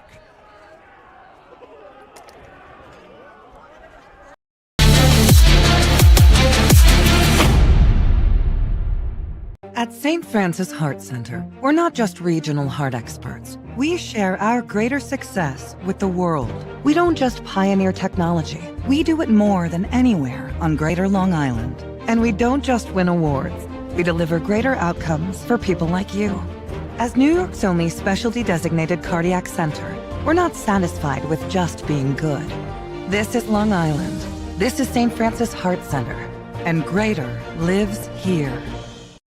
When it comes to advertising, are you hitting the right audience? Why waste your time with television or a free print publication that's given out at a local deli? Varsity Media has your back. With a following of over 50,000 and a local demographic ranging between the ages of 18 and 54 years old, it's time to get that return on investment. Plus, here's the best part. Your ad lives forever on our YouTube page. And with a large on-demand audience, it's a grand slam to advertise with Varsity Media. Welcome you back here at Mauritia Sports Complex. It's opening day, of course.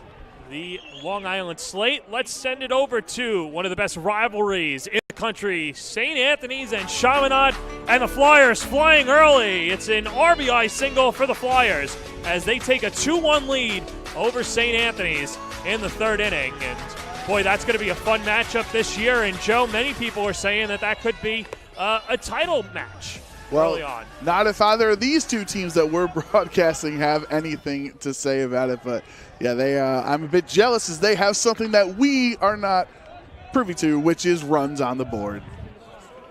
So I love a good pitching performance. So that's on me. But no, Victor Frederick has been as good as advertised. What I've liked about him so far, and I think you'd agree, Joe, is that he's been able to get out of jams too. So he can create them and get at them. Absolutely. And the same thing with Clarikaitis. You have to feel bad for how that last pitch went as we get the first pitch strike of the inning there, because if he gets the ball to hit the ground, he's getting getting an RBI single, and he's winning that fake tennis match that we talked about earlier, where he would have given his team the lead against the opposing pitcher. Matt Cruz socks this one out to right field, and it dunks in for a base hit. As Matt Cruz is 2 for 2 on the day. Remember, he was thrown out trying to take home plate on what would have been inside the park home run, but was gunned down by Victor Acosta at the plate. But either way, Cruz pulls in with a leadoff single.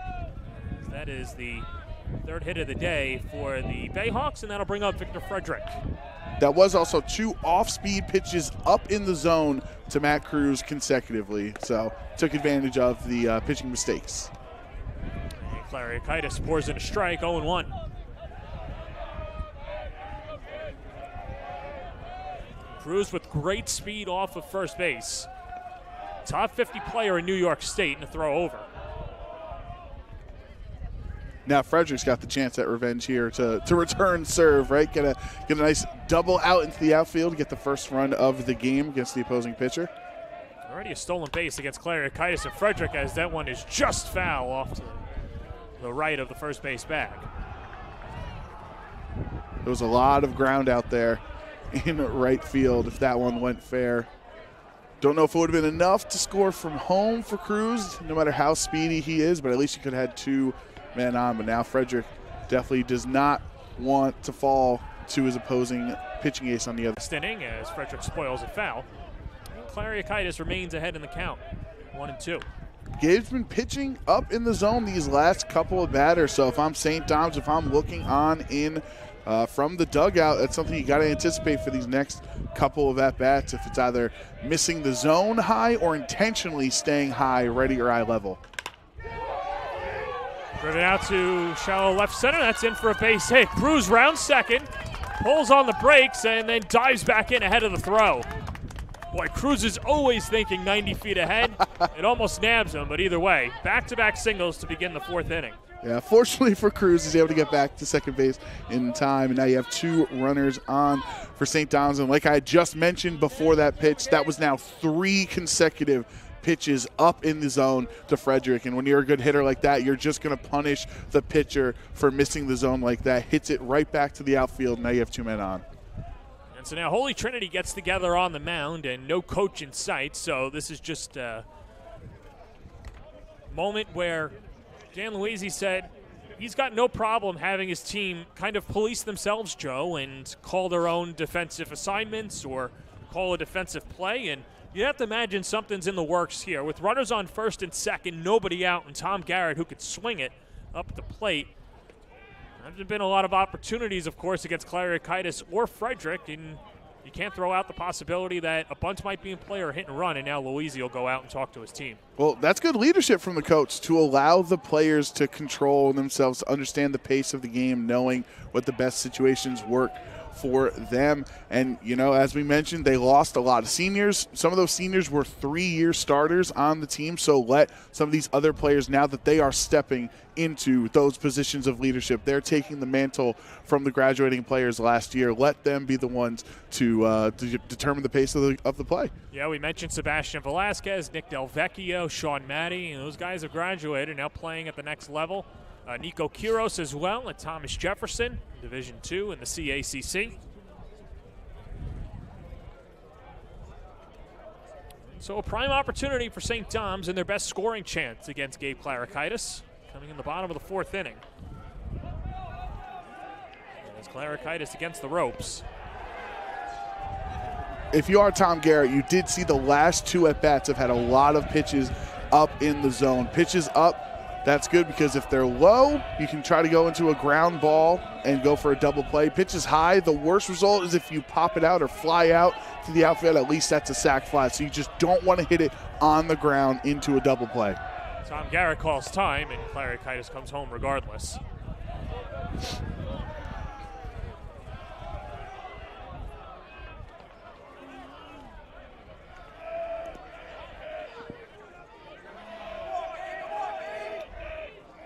Garrett, the future St. Thomas Aquinas Spartan, and these two might face each other not just multiple times this year, but in fact at the next level. Of course, Malloy, the ECC runner-up from a year ago. Garrett shows bunt and then pops it third base side off the glove of Hefner and down. Flip to third. They got him. Fantastic play as J.J. Alvarez came over to cover, and the throw still got to third as Cruz is eliminated from the base paths, and we'll take another look, Joe. Yeah, credit to Alvarez backing up on that play. Hefner misses the catch, but since someone's there at third, heads up baseball to toss it over there to make sure that that bunt does not work out. Great defensive play. I'm sure that's something that they talked about both in that the meeting on the mound of just the players and when the coach came out, said be prepared for the bunt. And just your routine 1-6 fielder's choice as Clarikitis stood with it. They'll keep runners on first and second, and the first pitch strike to Joe Gallio-Tafori. Count 0-1. And it keeps the double play intact where even if let's say a conventional bunt to get the guy out at first, then it's second and third, there's no double play, a sac fly scores the run. But by keeping the runners at first and second, now you're not as worried. You still have some leg room to work with an open base at third.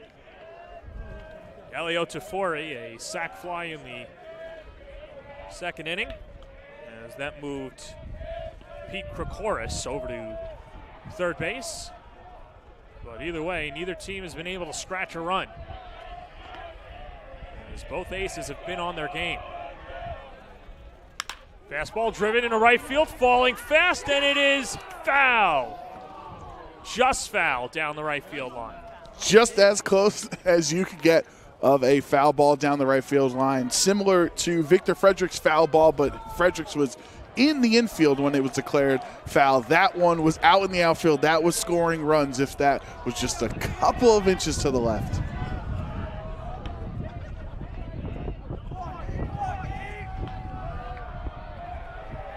There's always points in a game where the pitcher has to reach back for a little more, and I think we're approaching that territory with Clarikitis.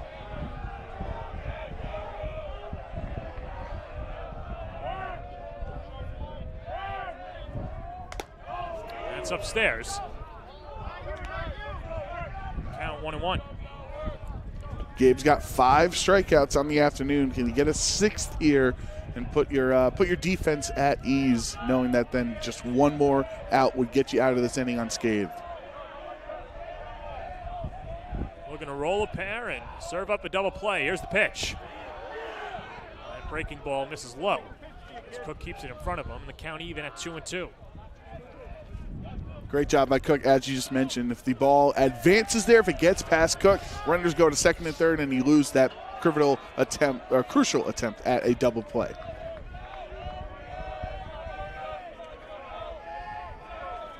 Two. Near out to right field, drifting back is Sinclair, lines up, makes the catch, tagging at second, going to third is Kokoris, as the throw gets cut off by Alvarez.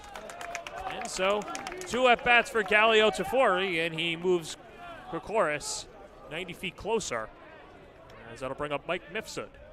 And that's why the heads-up defense from the left side of the infield and the pitcher in that last at-bat was so crucial. Sac fly, instead of scoring a run, just moves the runners to the corners. They got first and third here with 2 outs. You can try to get out of this inning unscathed with just 1 more out. And like you mentioned, Joe keeps the first and second alive, as here's Mifsud. Struck out looking his last time up. First pitch, good rip at a fastball and spoils it foul, 0-1. Mifsud also had runners on base in his last at-bat with that strikeout, so familiar scenario just a couple of innings later. Joe Fusco says he loves the build of Mifsud, and it was just a brick house. And really found his swing. Launches a curveball, missed below the knees. The count 1-1. Famously, being compared to a brick house is traditionally seen as a positive name. In the air, right side, and that is the second baseman, Victor Acosta, to make the catch. And the inning is over as Gabe Clarikaitis leaves runners on the corners, and we're still scoreless. Going to the fifth on the Varsity Media Sports Network.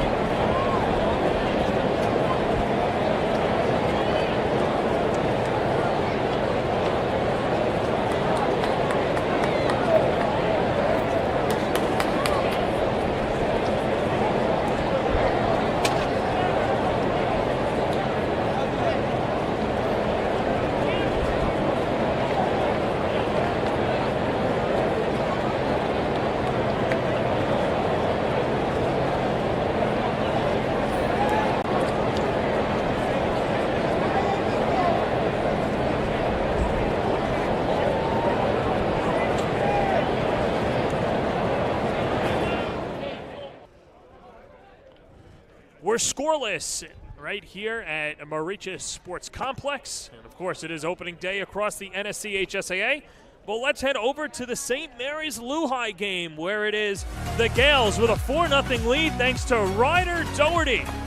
He's got an RBI single as it chops through, and the run scores. And what better start for the Gales on opening day, a 4-0 lead over powerhouse Lehigh.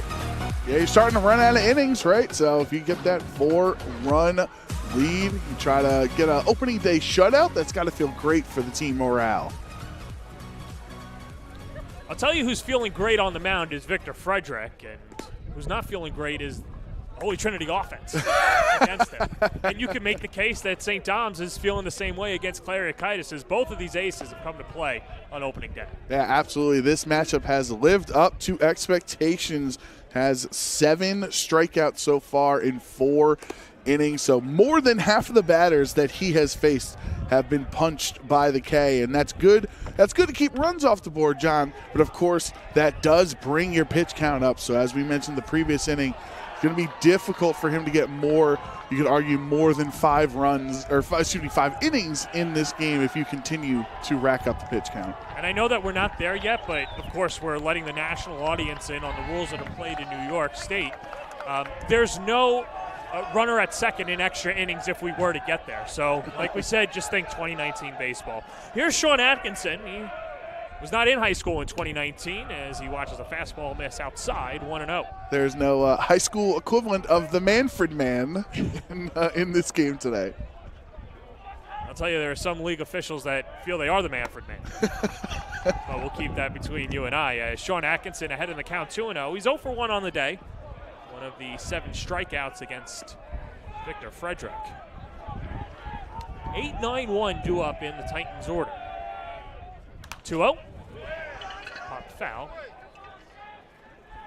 Count 2-1. You'd really love to have Atkinson get on, as Jordan Alvarez had that great walk in the 3rd inning to start it off there, and stole a base as well. So if you can get a man on in front of Alvarez, it'd be really tricky. In the opening day, center fielder hits it right back up the box. Cruz on a dive. He's up with it. Guns it over to first. Not in time. It was a good stab at it by Cruz, but he couldn't throw out Atkinson with his wheels, and a infield single starts off the road half of the 5th inning for the Titans. Smooth slide by Cruz to keep that ball in the infield, but unfortunately after the curve had a bit of a pump and the ball was not straight in the air. So after the bounce, runner was able to be safe at first.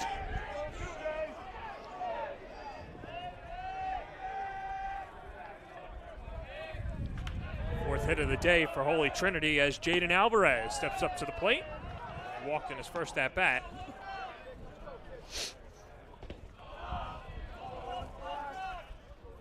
Now you've got speed on the bases and speed at home here. You can try to get him on. Infield single is potentially in the cards for Holy Trinity.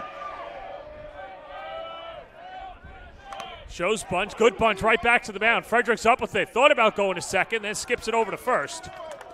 And a successful sacrifice. 1-3 on the putout.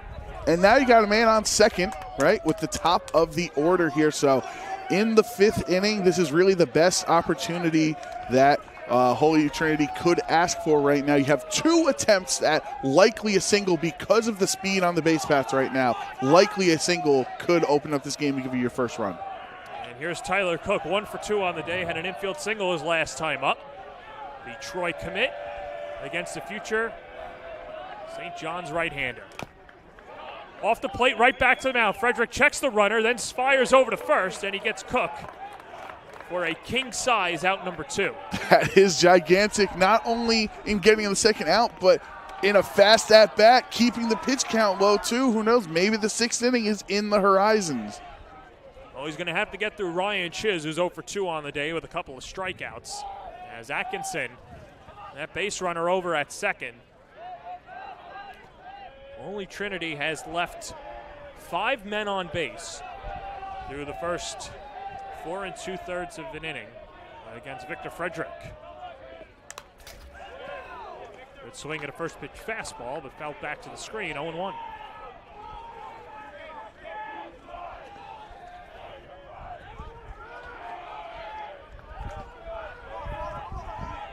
Mentioned last inning that there's a juncture in every game where a pitcher has to dig a little deeper for Gabe Clarikitis. We're approaching that now with Frederick against Ryan Chiz.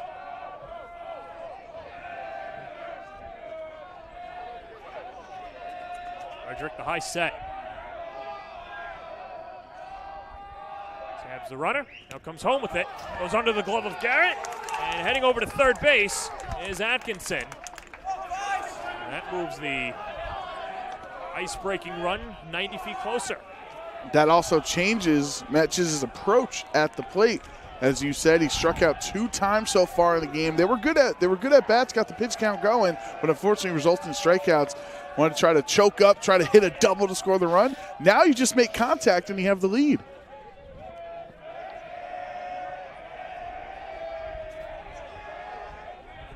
The 1-1. Lined into right field, falling fast, it's down for a base hit. And Holy Trinity takes the lead. Sean Atkinson's in to score. An RBI single for Ryan Chiz, and the Titans go up 1-0 in the 5th. That runner advancing to third completely changed his mentality there, going where the pitch is, opposite field, just trying to get bat on ball, having it land in the outfield for that first run. So great mental approach from Chiz in that at-bat. Holy Trinity finally able to break through against one of the best pitchers in the Northeast. Andrew Hepner, who is 0 for 1 on the day, takes low. Count 1-0. Hepner hit by a pitch in the first inning and then grounded into a 6-4-3 double play to end the 3rd inning.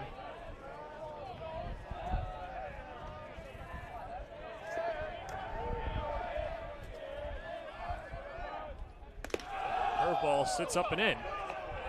Curveball had no break on that one. Pretty much stayed as high as it started. So you got to wonder where we are in the pitch count and how it could be affecting his motion.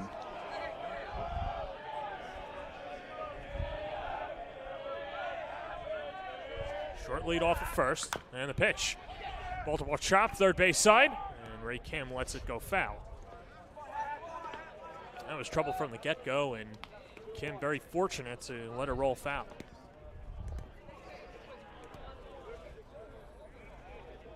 And if you're Frederick, you definitely want to get the out here. Just stop the bleeding while you can. Don't want 2 runners on with Sinclair coming up, a power hitter that can definitely open up the game. So it does hurt that you gave up that first run of the game in this pitcher's duel, but you don't want to give up any more damage.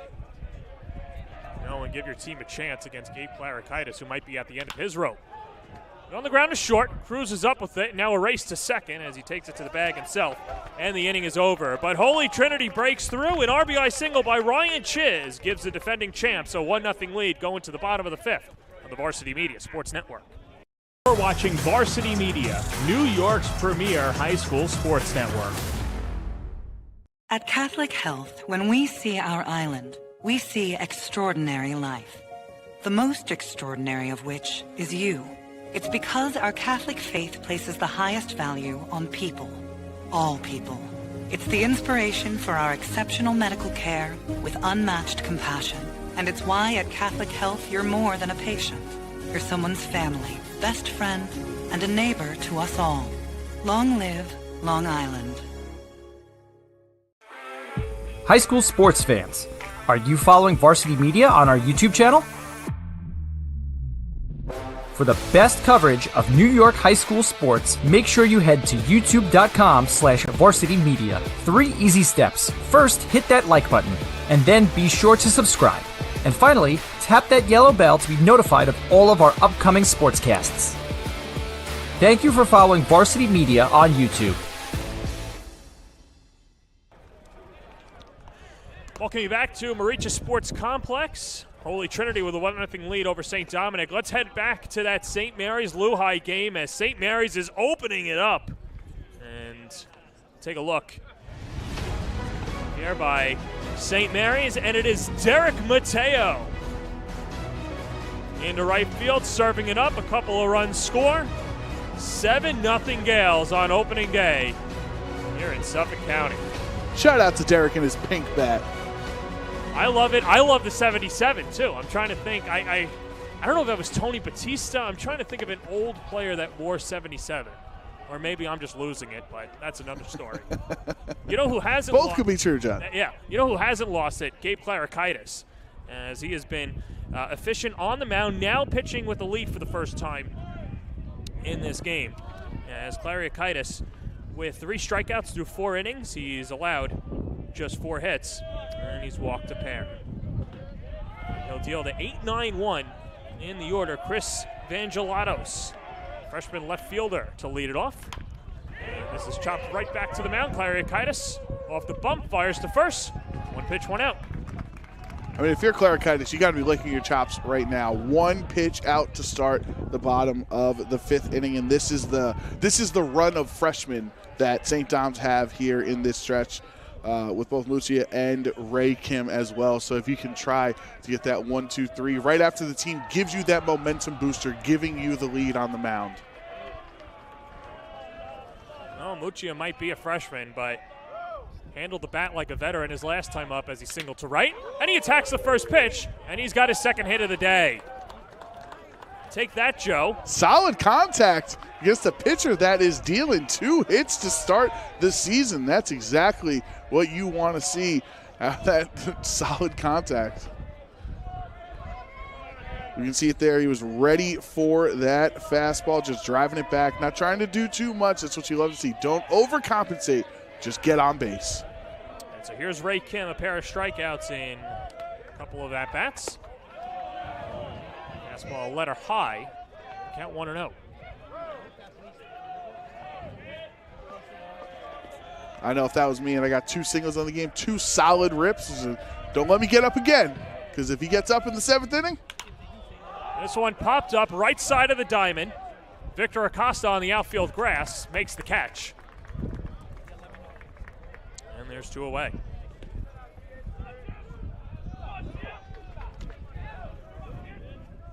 And so Jordan Yanoa step up to the plate, trying to keep the line moving against Gabe Clarakaitis, who would love to get 5 innings out of Clarakaitis on opening day. Of course, it's only 7 innings, so he gets you most of the way home as the first pitch bunt is popped foul over the third base dugout, 0-1. Definitely a sneaky attempt at the bunt, considering there are 2 outs in the inning. So, you know, he was trying to get one past the pitcher there. But we saw the defensive capabilities that Clarakaitis had on the bunt in the previous inning, where he was able to grab it, field it, and toss it over to Alvarez for the out. Jordan Yanoa, the Oswego commit, an all-league player a year ago, named to Newsday's top 100 players. on Long Island, a prestigious list.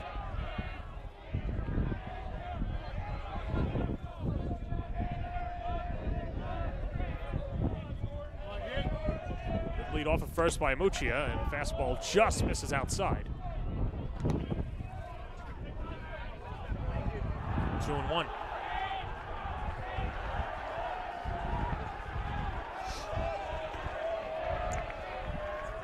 Pitch. That's on the outer half. Clarikaitis with 2-2 count. This is Ann for Clarikaitis. You get the last out here and then let a fresh pitcher starting as the heart of the lineup. One poked foul down the left field line, and we'll do it again. Cruz, Frederick, and Garrett are all due up after Enoa right here, so very important at bat. Gabe Clarikaitis, so important to the Holy Trinity championship run last year. Now trying to get through 5 innings of scoreless ball against St. Dominic. Low set, the pitch. Just missed outside. And the count's run full. That was close to the edge, a pitch that Gabe got a strike call on earlier in the at-bat. Looks like maybe just a little bit further outside than that last strike called.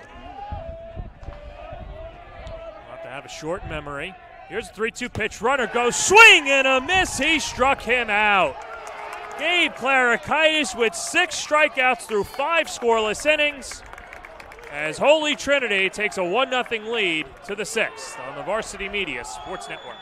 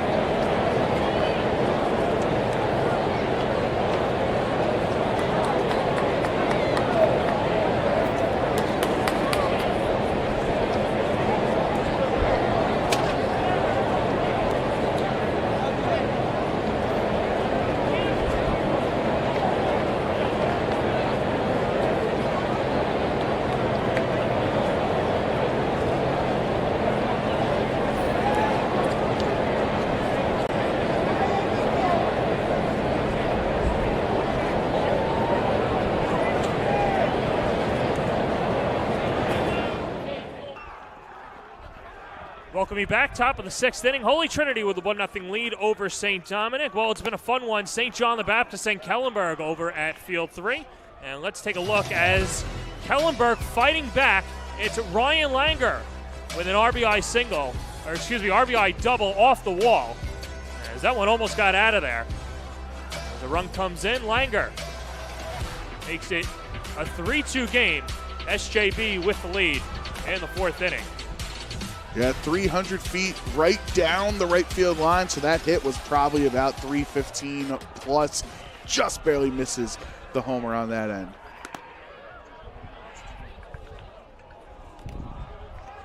And so we'll have a new pitcher now for St. Dominic. It's Luke Lang, the future Iona Gale. As Lang,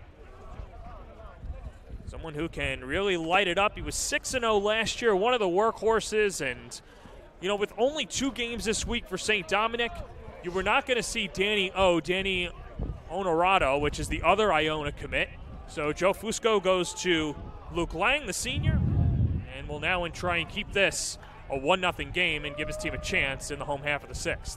And Luke Lang also was 3rd in the league in ERA last year. So you talk about 6-0 and being a great workhorse for the team. And one way to keep the teams in games, like low-scoring games, you see right here, is having a fantastic ERA.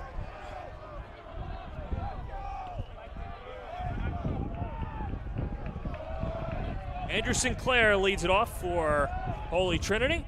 And the first pitch from Lang, wave and a miss, 0-1. Sinclair 1 for 2 on the day, had a single right up the middle against Victor Frederick, who went 5 innings, gave up 5 hits, 1 run, and he walked just 2 and struck out 7. Unfortunately, he's on the short side against the defending New York State champs. But you know what? Lang can light it up too. Lang can light it up, but Sinclair is hacking. These first two swing and misses. He had great contact in that single in the last at-bat. He's trying to hit. On the outside corner, painted the black, and Sinclair down looking. First strikeout for Mr. Lang. Lang's not wasting any time either, John. Those are 4 pitches in succession. But you look at Sinclair, his first 2 swings and misses were pretty big whiffs. Then he get the fastball on what looked to be the outside corner. Sinclair felt like he wouldn't swing at that one, as we have our first pitch of this next at-bat is the swinging miss. To Aiden Anello, who walked in, doubled, or presumptively doubled, against Victor Frederick. Of course, he was thrown out on appeal. Check swing, and Anello goes around. Well, this is a big reason why many believe that St. Dom's can get it done in the postseason this year, is if you've got Victor Frederick on the mound, and then you've got Honorado and Luke Lang. That's 3 pitchers right there that in a short series or double elimination tournament, as he's just pumping fastballs in there now.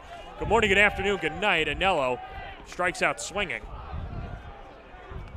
And you're only as good as your pitchers, Joe? Well, St. Thomas is 3 of the best. Yeah, that's really impressive stuff. And these 2 strikeouts to start this 6th inning, just completely overpowering him. The ball's in the glove pretty much before the batter swings the bat. Victor Acosta takes upstairs for a ball, 1-0. And you hear the pop on the catcher's glove when it's going in there. That shows the speed, that shows the power that Lang has behind those pitches.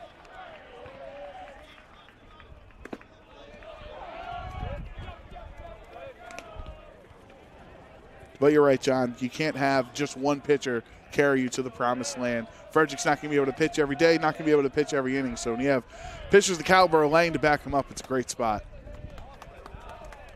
Pitch in the dirt. Count 1-2. I think we've got our first final of the day. Chaminade knocking off St. Anthony's on field 2. And like we mentioned, if we're hearing the excitement and the buzz, which is just a few feet away from us. It's a great atmosphere here today. Yeah, just a fantastic job by Chris Hardart, Ralph Dalton, and the rest of the NSC HSAA to host opening day and have us be a part of it. And it's been a lot of fun. And, of course, that rivalry, just another great chapter there. Lang's been really mixing up the fastball and the curveball here in this at-bat. 2 off-speed, 2 fastball. That was a nasty curve in the previous pitch as well. Curveball right down the middle, and Uncle Charlie freezes him. Luke Lang strikes out the side in the 6th. We go to the bottom of the 6th. 1-0 Holy Trinity on the Varsity Media Sports Network. You're watching Varsity Media, New York's high school sports network.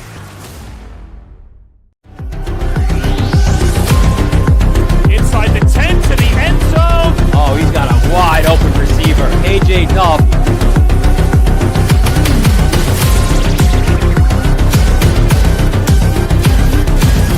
Get out of the way!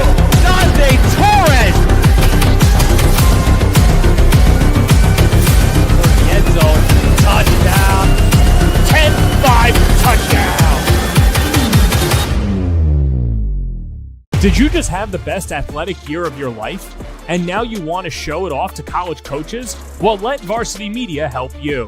Varsity Media's college recruiting videos show off your unique skills to help you land a spot on the team of your dream school. We'll provide music, spot shadow effects, and a link to send to your next coach. Contact us today for more information. Don't rely on word of mouth or cold emails. Let Varsity Media help you take your game to the next level. Gabe Clarikaitis going into the bottom of the 6th inning with a 1-0 lead. Holy Trinity over St. Dominic, and got his work cut out for him. 3-4-5 due up in the St. Dominic's order, but this was the big pitching matchup of the day. Clarikaitis against Victor Frederick, and it has lived up to the billing, Joe Brown. Absolutely. I love the swagger that he ended the last inning with. I love the confidence saying the heart of the lineup against one of the best teams we're going to be facing all season. Put me back on the mound. I already got the lead here. I'm going to go, if I can go one more inning than the opposing pitcher, he will win that proverbial tennis match, as we've been calling all day, coming out on top. So I love to see the confidence from Gabe coming back out for the 6th. And he'll deal to Matt Cruz. And Cruz, no slouch in his own right, the Rutgers commit. A couple of hard hits his last 2 at-bats. And a triple, and was thrown out trying to turn a triple into an inside-the-park home run in his first at-bat. And then single to left in his last at-bat. 2 for 2 on the day against Gabe Clarikaitis. 5 shutout innings. And a struck out 6. First pitch curveball below the knees, 1-0. 6 strikeouts just goes to show that the first few innings he only had 2 strikeouts. Then he's really started to ramp it up as this game has gone on. The pace is getting quicker between the pitchers, trying to throw less pitches overall and get more strikeouts. Comes a 1-0 on the outside corner, and the count even 1-1. And if you're Cruz, obviously, as the leader of this team, you want to start this inning off. You know this is crucial if you can get some runners on. Maybe Gabe doesn't even get to finish the inning. Well, we'll have to start with Cruz. He's behind in the count, 1-2.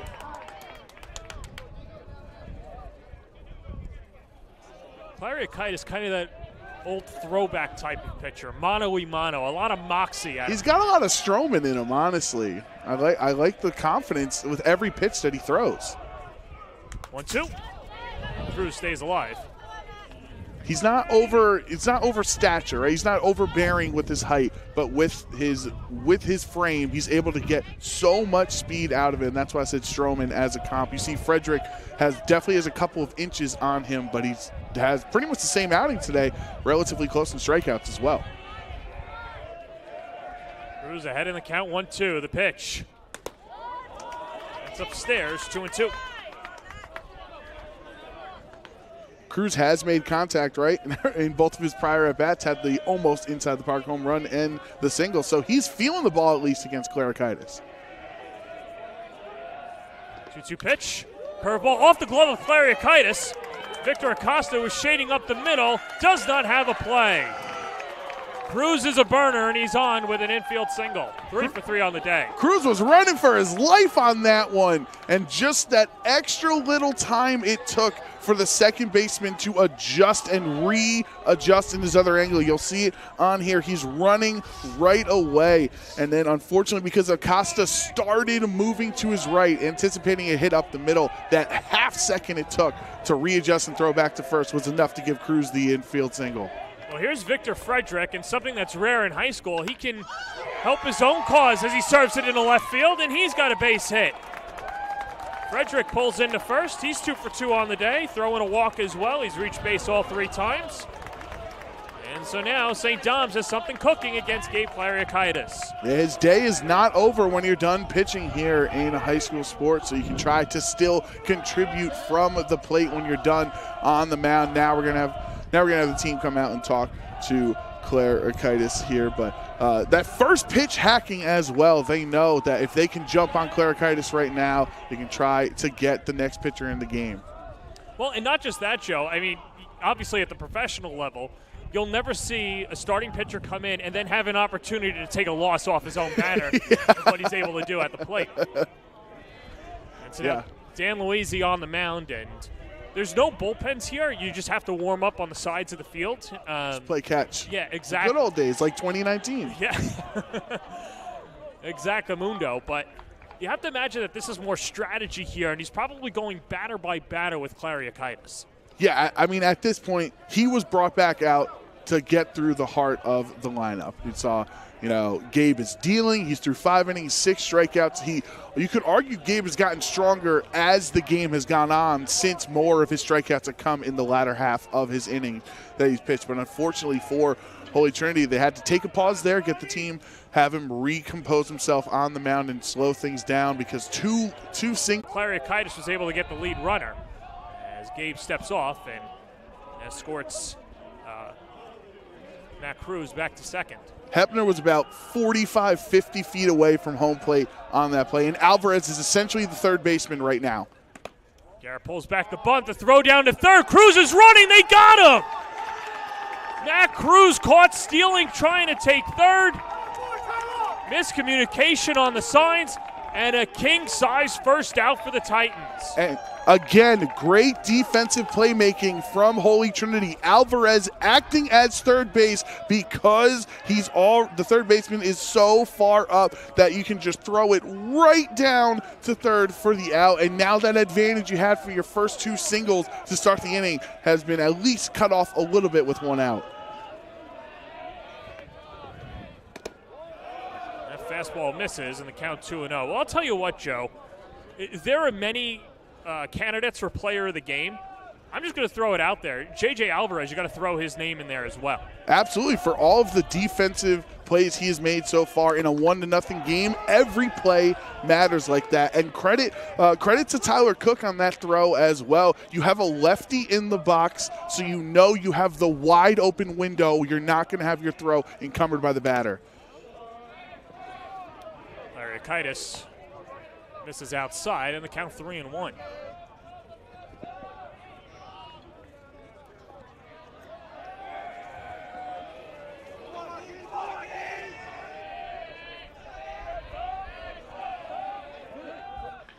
His pitch, and hits the outside edge. That is 2 times now, John, that Matt Cruz has been tagged out on the base paths. That previous attempt at the inside the park home run and that steal. Time was called before the pitch, and Pete Krakoris has to go back to first. And you're right, Joe, and not just being tagged out on the base paths, but being tagged out at home and at third base. Crucial. Those are crucial. Those are crucial plays on the diamond right there, and a bit of you can call it over-aggression, being overzealous, being maybe a little anticipated on opening day. Hit and run is on, served out to left field, ranging over his Chiz, he's under it, makes the catch, as Pete Krakoris has to scamper back to first, and a big second out for Krokaitis. But basically, whatever you call it, if you want to say over-aggression or excited or just trying to get and press every advantage you can, what it results in is 2 outs, unfortunately, for the team in those 2 scenarios. And when you lead the inning off against a pitcher that's potentially reeling, that's potentially close to being taken out with those 2 singles, to just give up and out on the stolen base is tough. First pitch to Joe Gallio-Tafari is outside, 1-0. A couple of flyouts to right field. Both of those flyouts resulting in the second base runner going to third on the tag-up. The inning started with back-to-back singles by Matt Cruz and Victor Frederick. Cruz was thrown out on a miscommunication trying to steal third, and you could see the frustration with Cruz and looking at Fusco afterwards. Just not reading the sign correctly. And then fly out by Tom Garrett, and now Clariakaitis trying to work through the 6th inning. Pitch. Foul off to the right side. Joe has gotten the ball to the outfield in both of his prior at-bats with the fly out to right and then with the sac fly as well. So, yet again, just like Cruz, like we said, another player that's at least seeing the ball coming out of Clariakaitis' hand tonight. Here's the pitch. Served up the middle and into center field. It's a base hit. Joe Gallio-Tafari with his first hit. That squirts by Atkinson, and that allows Pete Krakoris to go to third. That bump, that as soon as it hit the grass in center field, it just completely hopped over Atkinson's glove. Tough bounce to have in center there, because now instead of first and second where you have the tag out at any of the bases, you're going to have men on the corner. We see the hit here. Great hit again from Joe. 3 hits into the center field, but you see he leans down. Atkinson leans down, and as he goes down, the ball pops above the arm. So he didn't get his body in front of the ball. There's Mike Misfoot, 0 for 2 on the day. And first pitch strike, 0-1.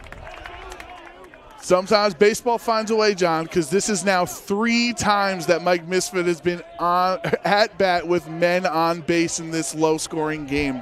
The game is trying to give him an opportunity. Stays on the curveball and knocks it foul. And Clariakaitis ahead, 0-2.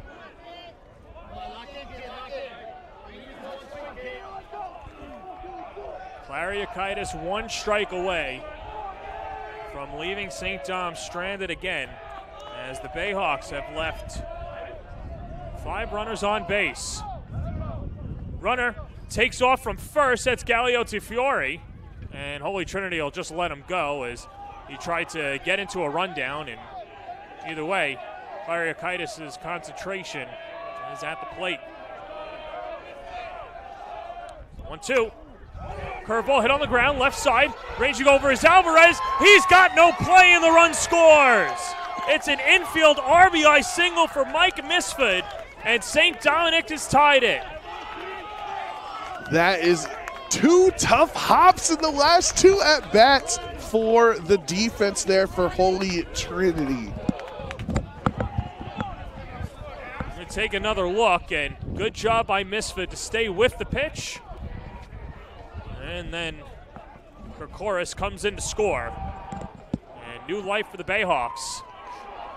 And so now Dan Luisi speaking to second base umpire Joe Palomatillo, and his argument here has to be a potential obstruction by the second base runner in Galeote Fiore.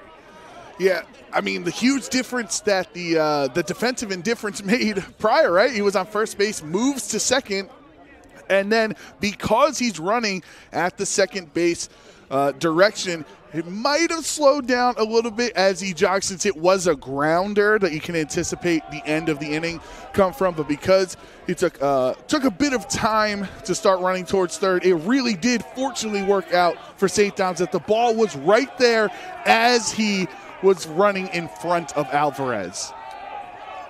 Well, we go to the younger part of the order as Chris Vangelatos steps up to the plate. A brand new ball game as St. Dominic's has finally figured out Gabe Kyriakidis and scratched across a run. And now the runner from first goes off to second as Misford with a stolen base. And we know Alvarez has been so defensively sound. Well, hold on here. Game. Wait, I thought that Misford was taking off and his time was called, so that's where he goes back. So he's back at first. He's going to steal again, though. Pitcher's not looking. And so he takes second base. There's a swing and a miss. Good morning, good afternoon, good night as Chris Vangelatos strikes out, but St. Dominic's able to inch across a run. And we're tied at 1, going to the 7th inning on the Varsity Media Sports Network.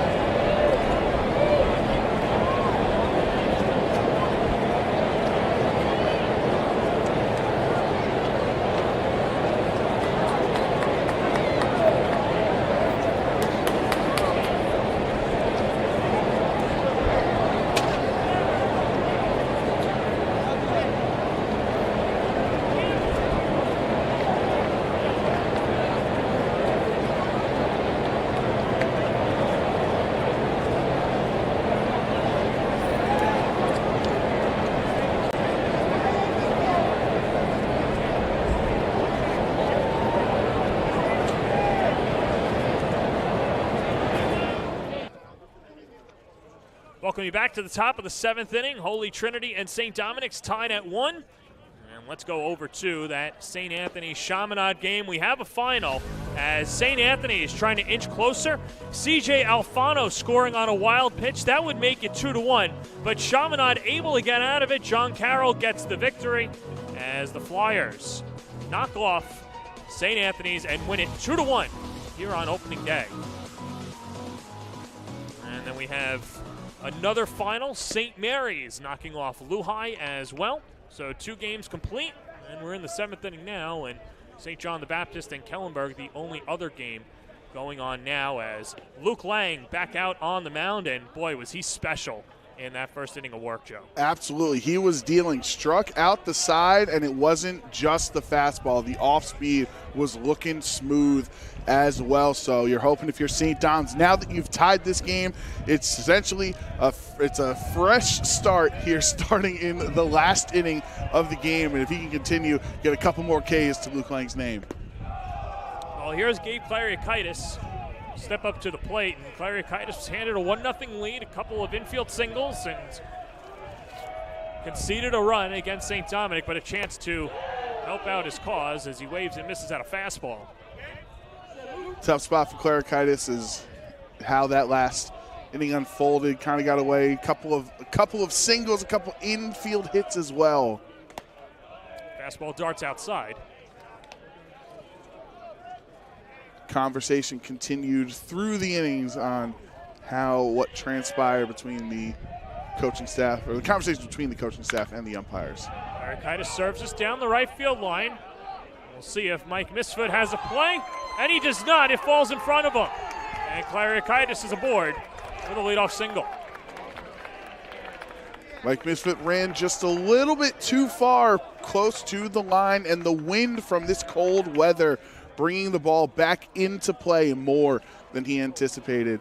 Difficult spot because without Misfit, you don't have a tie game right now, and you don't want to have an error like that potentially give up the tie as well. John Hernandez will come on to be the courtesy runner for Claricitis and adding speed for Dan Luisi. As this will bring up Sean Atkinson. He's 1 for 2 on the day. Had an infield single and came around to score in the 5th inning. That against Victor Frederick, who pitched 5 innings, only gave up a run on 5 hits, walked 2 and struck out 7. He's now off the hook.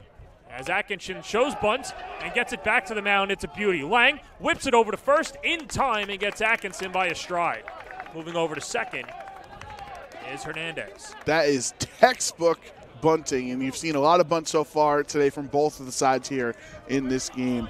But Atkinson did it as perfectly as you could. A slow bouncer to force the pitcher off the mound, take his time, and throw it over to first just in time for the out. Now you have the game, the potential lead-taking run in scoring position. And it's Jaden Alvarez. A walk and a sack bunt into plate appearances. And watches a fastball on the outside edge for a strike, 0-1. A single would have to feel great, I should say, for Alvarez here if he's able to make up for the infield plays in the last inning. A single would potentially give them the lead. We were talking about him last inning. He's been as good as advertised defensively. Chopped back up the middle. On a dive is Musia. The throw over to first, not in time. J.J. Alvarez with his first career varsity hit as he legs out an infield single. And that moves Hernandez over to third, and Holy Trinity with the go-ahead run 90 feet away. Just absolute speed demon on that hit. Took a really high bounce, actually hit the ground very early on, which gave Alvarez enough time to leg it out because the infielders had to take so long to let the ball come down from the hop. So now you have runners on first and third with the one out. Sac fly gives you the lead. Potentially where the ball's hit on the infield can be important. Oh, and it looks like they're going to load the bases to get the tags for a double play. Yeah, that's a good strategy there. Tyler Cook had an infield single. He was 1 for 3 on the day, but of course the damage that he could bring to the plate. Joe Fusco loading the bases, and that'll bring up Ryan Chiz, who had the RBI single against Frederick in the 5th inning. Ryan looking to be the player of the game if he can get a solid swing right now. Not just 1, but 2 runs could score off of a single thanks to Alvarez's speed at second base. So, Ryan, if you want to be the whole offense for Holy Trinity today, you can get a couple more RBIs with just 1 swing. Lang needs a strikeout in the worst way. Bases full of Titans. Top half of the 7th, 1-1 game. And a fastball is low, 1-0.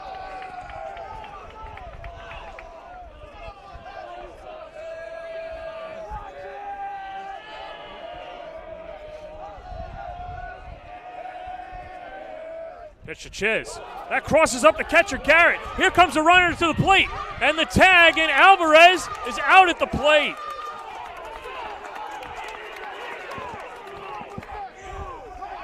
There's Tom Garrett with an emphatic tag of the runner.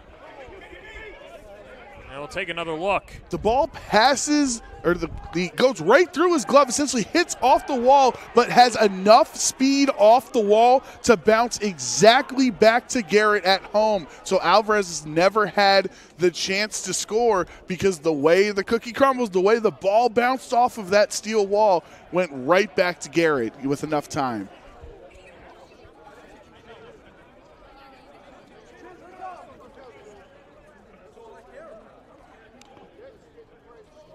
So now the umpires will talk it over, and I know Garrett's very excited in that moment. You have to be careful with what you're saying, and of course you don't want to, agitate. Instigate or agitate there. So anyway, Tyler Cook moves over to second as Jaden Alvarez goes to third. That was Hernandez who got tagged out at the plate. My apologies there. But Ryan Chiz with a single can still put Holy Trinity in front. There's a fastball in there, and the count is 2-1.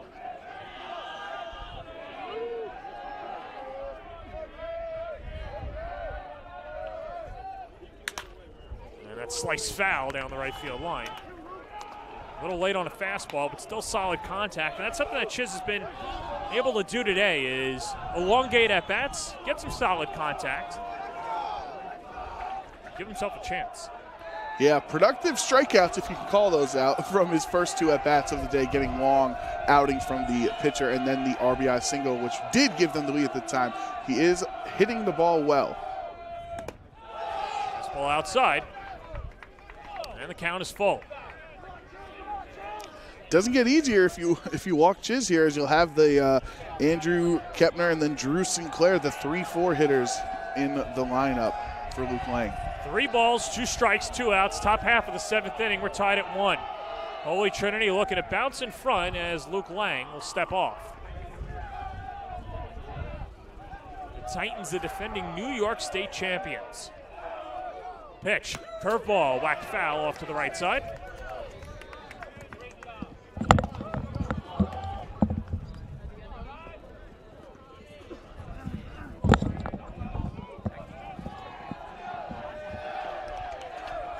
Cook with good speed off of second. Alvarez, probably the fastest player on the entire infield. Pitch, fastball, got him swinging. Luke Lang reaches back, pours in a strike, and keeps it tied. We go to the bottom of the 7th inning, as St. Dom's looks for the walk-off on opening day on the Varsity Media Sports Network.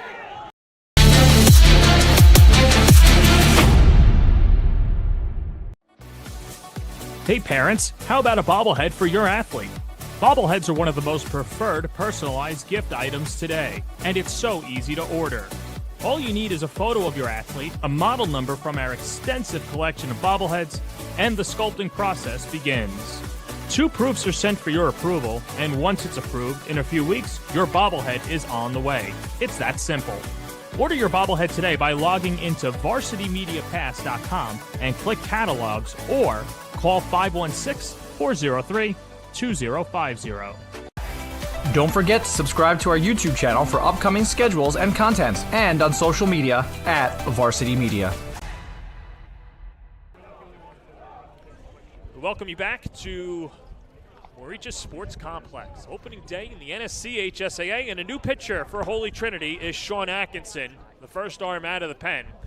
As Holy Trinity trying to keep this a 1-1 game and push us to extra innings, and Sean Atkinson, the hero out of the bullpen last year in capturing the first state title for Holy Trinity. He's Joe Brown, I'm John Perez. This has been a fun one today, as good as advertised. 2 great pitchers in Gabe Clarikaitis and Victor Frederick. Luke Lang has come out of the bullpen and has thrown BBs. Some base running miscues, clutch hitting, even clutcher fielding, Joe. This has been a great day for baseball on Long Island. Absolutely. Loving the atmosphere from the 8 teams that have played games here to start the season, but specifically, it has matched up to the anticipation. 1-1 in the bottom of the 7th with Sean Atkinson coming on. This is a big inning for him. Don't want the game to get extended. Obviously, using pitchers today affects tomorrow and how the rest of the season goes. And Holy Trinity believes that they can get a lot out of Sean Atkinson. He's going to be throwing some big innings for them this year, and no bigger than right now to start the season off. Well, and that'll bring up Dom Muccia to start it off for St. Dominic, and Muccia, a freshman. And, 2 hits on the day. I don't know, check a birth certificate. Are we sure he's a freshman? 'Cause he's playing well above his years, Joe. Absolutely. Go 3 for 3 to start your high school career. That would be the absolute dream if you're Dom. Solid on the base paths as well. No, he's got the foundation to be one of the best players on Long Island, as Atkinson, of course, one of the best players in Nassau and Suffolk County as well. Muccia at the 12-year-olds at Cooperstown won the home run derby, and Joe Fusco doesn't expect him to hit many home runs as a freshman. Of course, a walk-off home run here would be a storybook ending for Muccia. As here's the 1-0, swing and a miss at a fastball, and the count 1-1. That'd be cooler than hitting a home run in Cooperstown, I'd argue. I mean, if you're St. Dom's, you got to be excited at the opportunity. You have 3 solid freshmen starting on opening day, and a player like Dom, a lefty as well, getting multiple hits. Trying to reach base against Atkinson. Now, he's got the height that Clariakaitis doesn't, but does not have the velocity of Gabe. And either way, a good little changeup out of the pen for Dan Luizi's crew. That one's hammered foul off to the left side. Yeah, John, you'll even see that up at the major league level, right? When you have a pitcher with a certain style or tendency, you're not necessarily going to want to go to the same type of arm, the same type of strategy out of the pen right after your starter. So you got a taller guy, different velocity this time around, trying to trick the batters. Good take by Muccia. Count 3-2.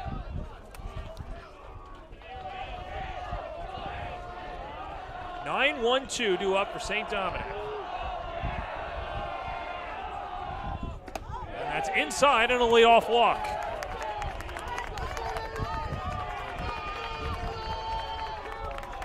Well, we mentioned this game started by Gabe Clariakaitis, and he was good in his own right. 6 innings, 1 run on 9 hits, walked 1, 7 strikeouts. We'll get the no decision today, but either way, a lot to hang your hat on for Clariakaitis. Now you have even more youngsters with a chance to be the heroes here on opening day with Ray Kim at the plate. Shows bunts. He's 0 for 3 on the day. Pops it straight up. It's Cook. Makes the catch.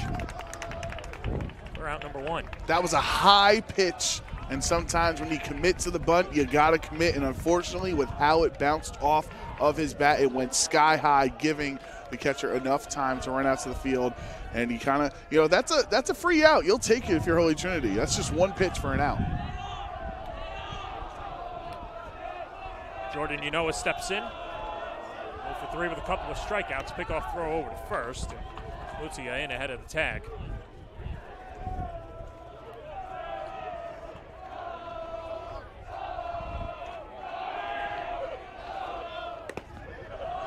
Pitch just misses. And with 2 games now over, the remaining fans and parents now making their way over to this field, as this has now become the marquee game of the evening. The pitch just misses. I mean, everybody loves a good baseball game, John. When your game wraps up, win or loss, you want to come over here, you're seeing great pitching, you're seeing great battles at the plate, awesome defense as well from some high school baseball players. I think this game really has given us an entertaining night. So time is called because the mound is not actually a mound, it's just a platform here, and it's been sliding off and slanted to the right.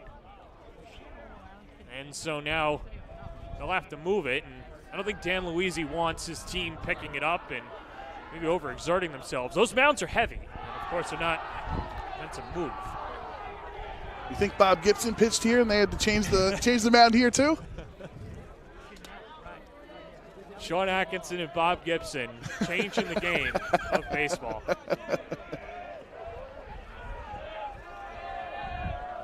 This is a big at-bat, though, because with the no, you have Matt Cruz on deck. So if you get 2 runners on, he has been seeing the ball well all night. miss. As Atkinson blows a fastball by him, and we're not there yet, but it would be a story of redemption for Cruz.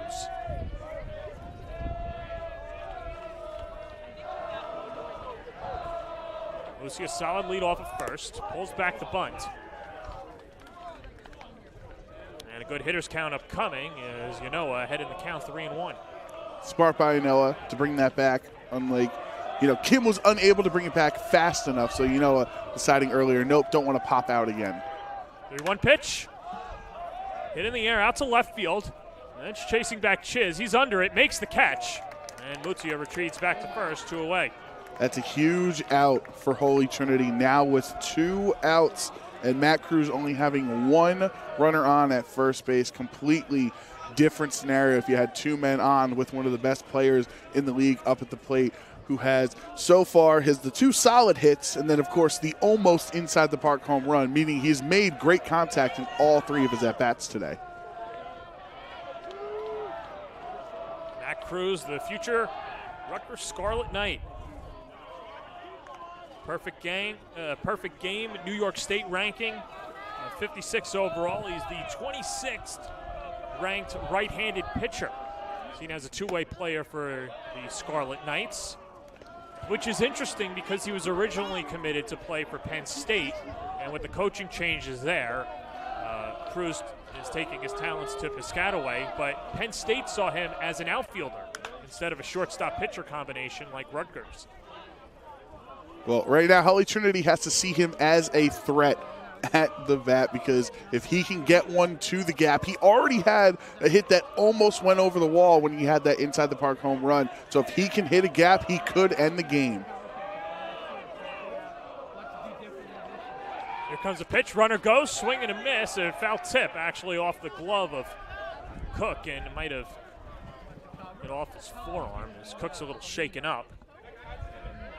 Those plays sting even more in weather like this, John. When you get hit by a ball like that, you've been taking a beating all night as the catcher, and the weather's just not on your side. That means that stinging is not going to go away soon.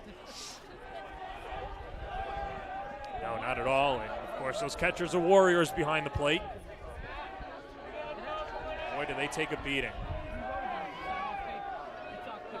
1 ball, 2 strikes, 2 outs.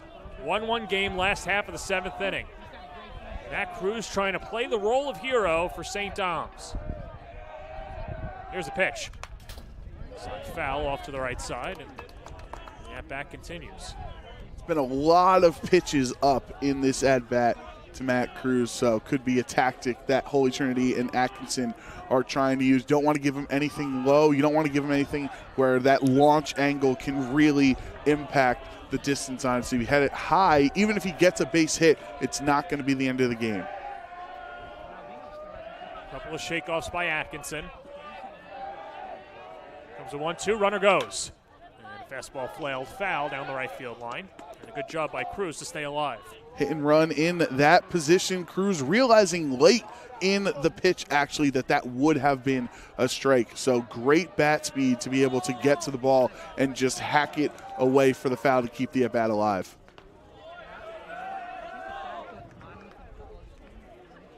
Sean Atkinson just trying to extend this game as long as he can.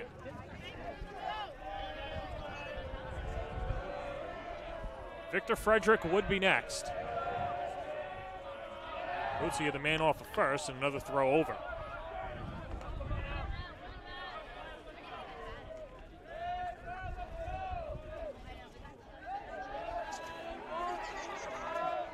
Atkinson the high set. Runner doesn't go, swing and a miss. He got him with the off-speed pitch. And Atkinson will send us to extras on the Varsity Media Sports Network.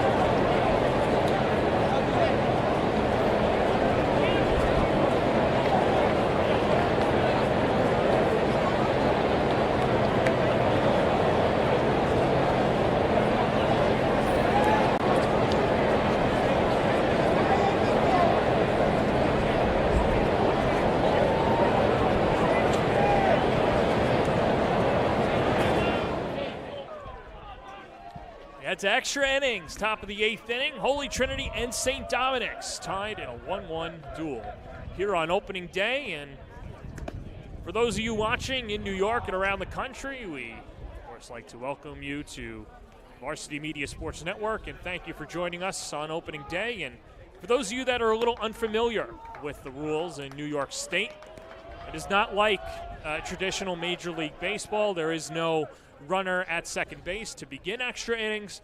We go as long as you go. That's the deal here. So Holy Trinity is going to have to get it done the old-fashioned way. Same thing with St. Dominic. And when you've got Luke Lang on the mound, this could be a long one. He's been throwing BBs out of the pen, Joe. Yeah, free baseball. We might be getting our money's worth if he continues to pitch this well. 4 strikeouts in his 2 innings of appearance so far tonight. Who knows how high he can get that K counter at. His fastball and curveball combination has just been leaving Holy Trinity batters completely confused at the plate. First time that Andrew Hepner is facing Lang, as Hepner went 0 for 2 against Victor Frederick, the opening day starter for St. Dom's, as the Bayhawks reliever pours in a strike, 0-1. Hepner is a 3-hole hitter on this team, committed to pace, senior, leader. It's a good program up in the NE10 too. I know a lot of people watching are thinking, well, where are the D1 offers and anything like that? Well, Pace is a very good program out of the NE10 and always competitive. As this one is hit to the right side and in the right center field for a base hit, as Andrew Hepner picks up his first hit of the day, and Holy Trinity has the leadoff man on.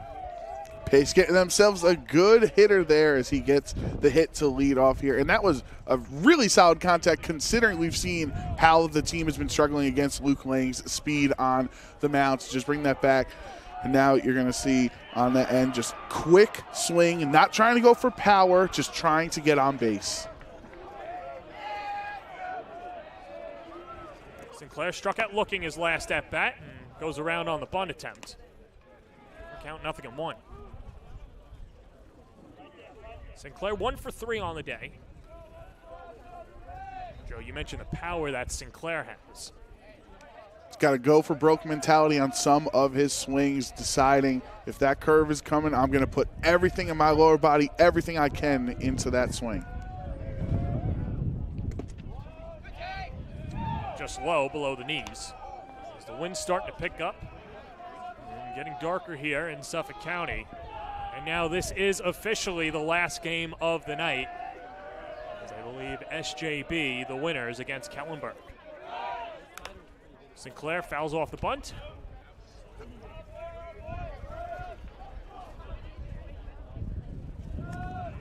Sinclair committed to the bunt there. That was that second time of this at-bat that they at least showed it. First time he left the bat over and fouled it off. But you're the 4-hole hitter with no men on. You know, I'd love to see some aggression, which somewhat matches Sinclair's tendencies as a hitter.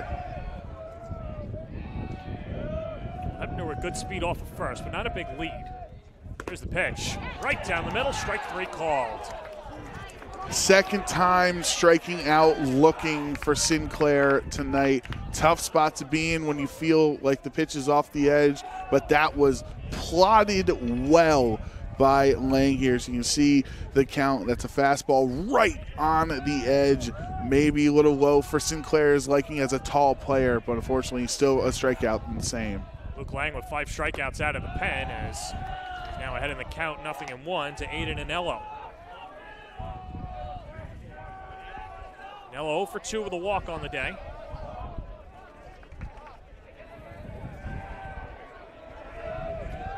St. Dom's will have 4, 5, 6 due up in the order in the bottom of the 8th. Big cut and miss. That curve is on point. You saw him buckle. You saw that wasn't even an even swing. He was already rotated because the curve took him off balance. 0-2. Waste pitch upstairs, 1-2. That's a good call at a waste pitch, John, because obviously when you have the lead like that, 0-2, just throw that fastball up. You had 2 low pitches prior. The curveball was low as well. If you're the hitter, you got to anticipate where the ball is going. Runner goes, the pitch. That's down for a ball. Throw offline as Hepner takes second base. Ball gets away. Hepner going to third. Here comes a throw from Cruz, not in time.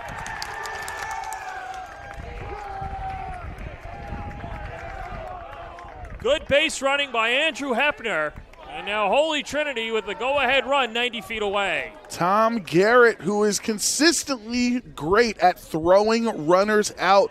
Ball doesn't even make it to the dirt at second base, off the throw as well, off path to the left. So now your shortstop has to jolt back to try to catch it. Doesn't get there, and now you're ending up at third. Yeah, and I think Cruz got hit on the ricochet in the cheek, so a trainer will come out and check in on Cruz. You see Cruz wearing number 1. He's behind Matt Kim, the third baseman. We promise he's there. Yeah. And don't worry, Holy Trinity knows he's there. And there was a collision at third base there as he was running over, so just want to check in, make sure he's all right. The cold, obviously, as we mentioned, can be a factor on making stingers or making plays hurt a little bit more.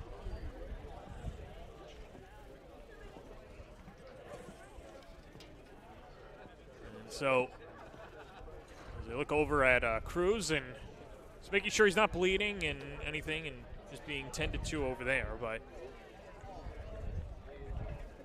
as it stands right now, the count 1-2 on Aiden Anello. The ball to the outfield to put Holy Trinity in front. Right, a defensively sound game for the most part. These last couple innings have gone awry for both teams, really there. That throw leading the shortstop astray and letting the potential lead-taking runner get to third for free. St. Thomas is going to play the infield in.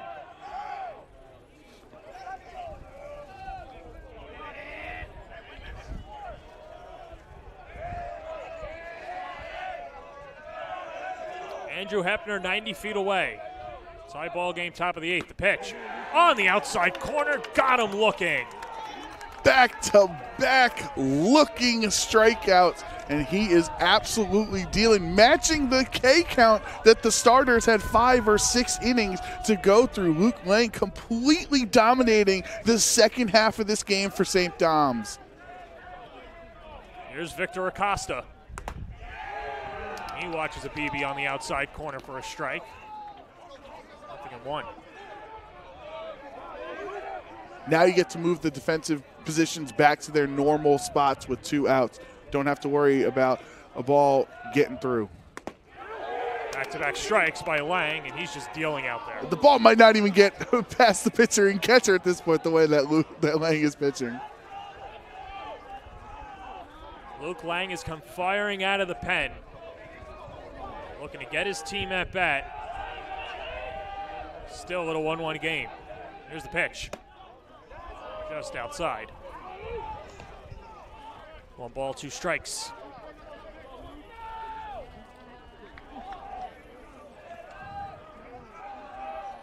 This game has been as good as advertised. 2 of the top pitchers in the tri-state area going toe for toe. 1-2. 2-2. No matter the result this at bat in this half inning, you know who is looming in the bottom half for St. Dom's is Victor Frederick there with a hit.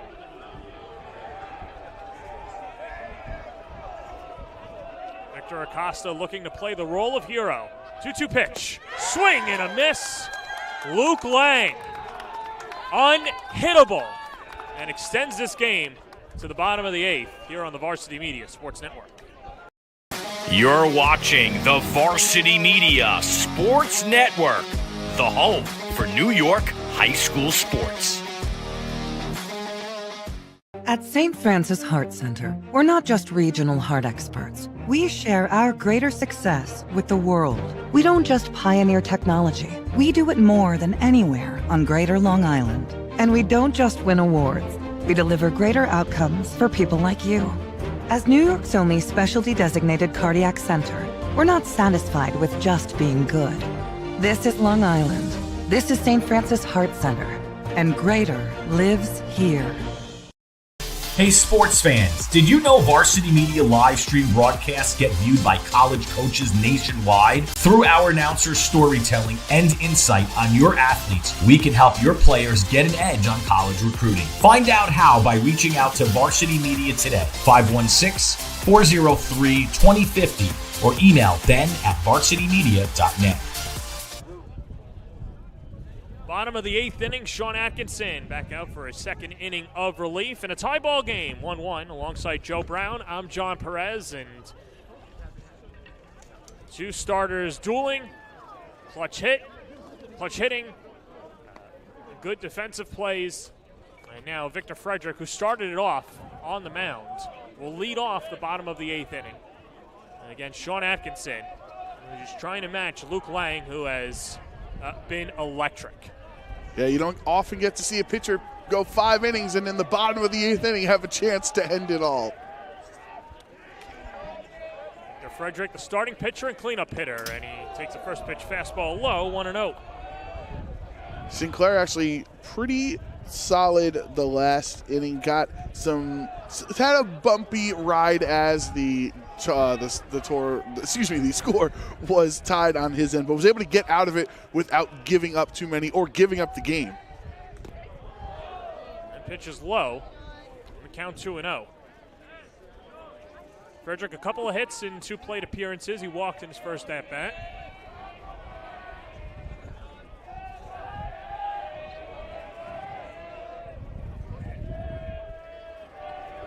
St. Dom's as a team has left 7 men on base. There's a strike from Atkinson, 2-1. Nice bounce back pitch from Atkinson there to have 2 pitches in the dirt, not even make him sweat, and then right down the middle he wasn't looking, so you are back in this count.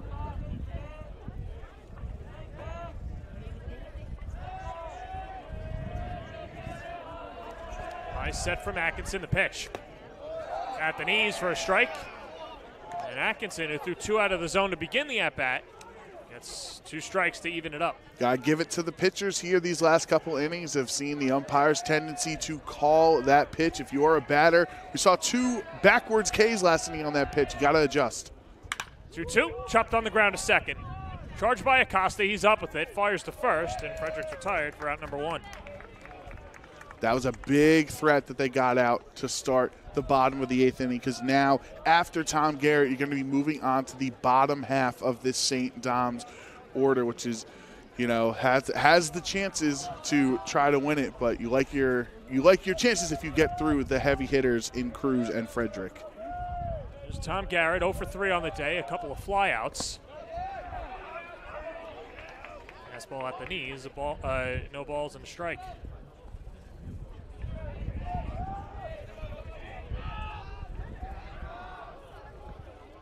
Working quickly, and this is bunted foul off to the third base dugout.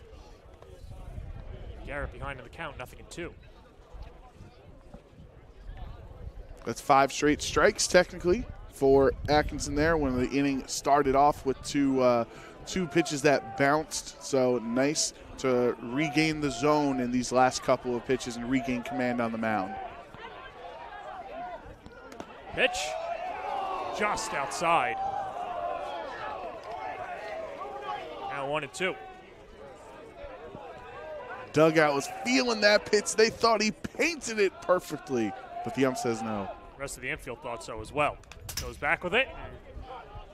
Good cut by Garrett.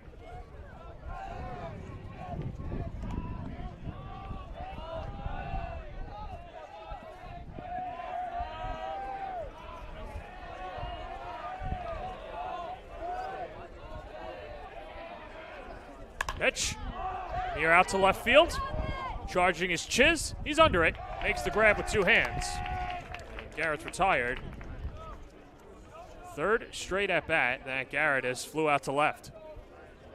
Yeah, at least he's hitting the ball.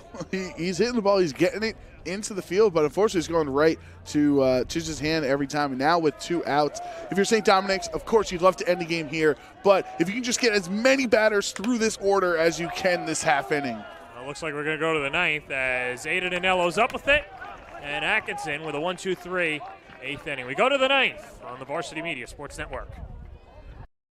You're watching the Varsity Media Sports Network, the home for New York high school sports. At Catholic Health, when we see our island, we see extraordinary life. The most extraordinary of which is you. It's because our Catholic faith places the highest value on people. All people.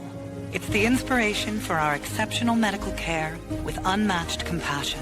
And it's why at Catholic Health you're more than a patient. You're someone's family, best friend, and a neighbor to us all. Long live Long Island. Looking to grow your business on social media? Let Varsity Media help you. With over 50,000 followers across our platform, sponsor a segment during the broadcast and share it on social media the next day. It's the best of both worlds, as you'll get thousands of plays and your ad will live on the broadcast forever. Contact us today for sponsorship packages by calling 917-470-0864 or emailing varsitymediasponsors@gmail.com. It's the top of the ninth inning. We're tied at 1. Holy Trinity and St. Dominic's. And yes, this is extra innings. As Luke Lang out of the pen begins his 4th inning of work, and he's been exceptional, matching Victor Frederick with 7 strikeouts through 4 innings of relief. And he'll have to deal to the bottom part of the order for Holy Trinity. 7-8-9. As it'll be Gabe Clarikaitis' spot, Sean Atkinson, and Jaden Alvarez. He's Joe Brown. I'm John Perez, and great pitching here today, and both of these teams really locking down over the last 2 innings. Yeah, we've seen some major league effort from these players here as we reach major league innings in the 9th inning. And Luke Lang, 7 strikeouts in 3 innings, now facing the bottom of the order for Holy Trinity. You wonder how many more Ks he can rack up in this inning. Well, here's Clarikaitis. Reached on a single his last time up. 1 for 2 on the day with a walk. There's Lang. Throws a first pitch strike, nothing in 1. But I like that Lang, as he was warming up, he's been rotating between the fastball and curveball on his warm-up pitches to keep them both sharp. Curveball as Uncle Charlie misses low. Count 1-1.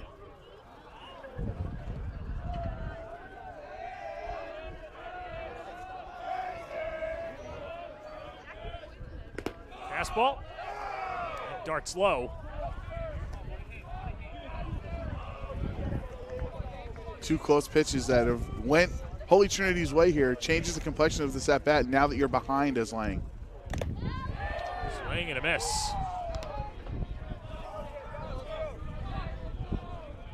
And Lang ready to deal. He could play at the next level, and he could play with a pitch clock as well. 2-2 pitch. Just outside.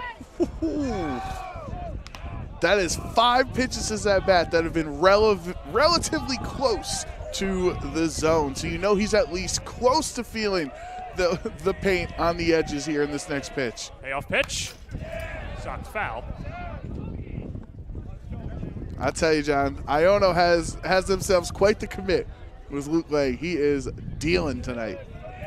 And he's not the only future Ionic gal. They've got their number 2 starter, Danny Onorado, who will get the start tomorrow against Holy Trinity. Clarikaitis goes down swinging for the first out of the 9th. Make it 8 Ks at the second half of this game. We looked at Clarikaitis. We looked at the starters and how it was going to work out in this game. This matchup between him and Frederick, and Lang is showing up just as big. Now the 2 pitchers doing battle as Sean Atkinson steps up to the plate. Atkinson with a sac bunt in his only at-bat against Lang. An infield single and a strikeout against Frederick. Came around to score the only Holy Trinity run.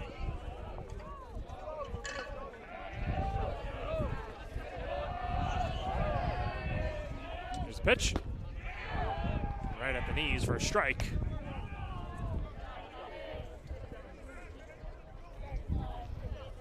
Infield, outfield straight away.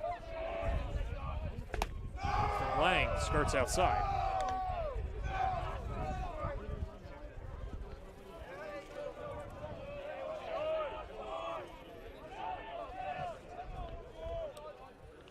Pitch. Hitting out to deep right center field. giving chase is Jordan Yanoa in the gap and tracks it down, 2 away. Solid contact from the pitcher there, hitting off his counterpart, bringing it all the way out to center field. But unfortunately, the way the weather is feeling tonight, and with not enough power off that bat, was not enough to take the lead. That ends a streak of 4 straight batters retired via the punch-out. Here's J.J. Alvarez, the number 9 hitter. Spits a first pitch curveball.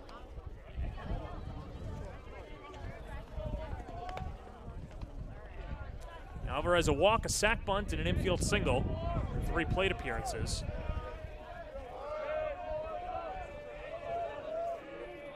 One out. It's upstairs 2-0. This year, Holy Trinity knew that they would have their work cut out for them, especially replacing a player like Nick Del Vecchio, who's playing at LIU, Joe. But I know one game is a small sample size, but they have to love with what they're seeing out of Alvarez. Absolutely. He is a spark plug, and he is consistent on the field. So I think this is great news for them, seeing great defense, great speed, solid contact, and working the count every time. He's got a great future. Head in the count 3-0. And taking all the way, 4 straight out of the zone. And a 2-out walk will bring up Tyler Cook.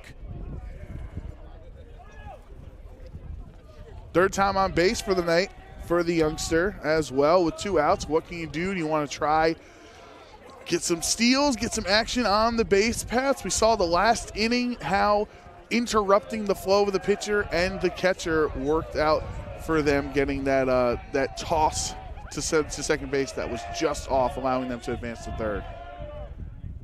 Here's Tyler Cook, 1 of 2 walks issued by Lang. Of course, Cook's walk was an intentional walk, so there were no pitches in that at-bat.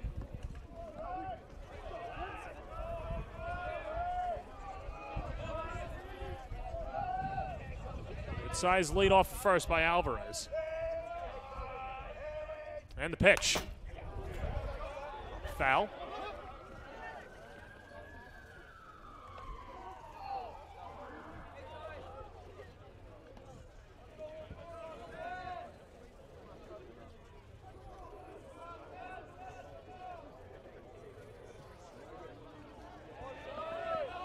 Luke Lang ranked in the top 500 in New York State on Perfect Games rankings, and at least what we've seen here today. And we're not at a showcase, Joe, but I don't know how he's not in the top 100.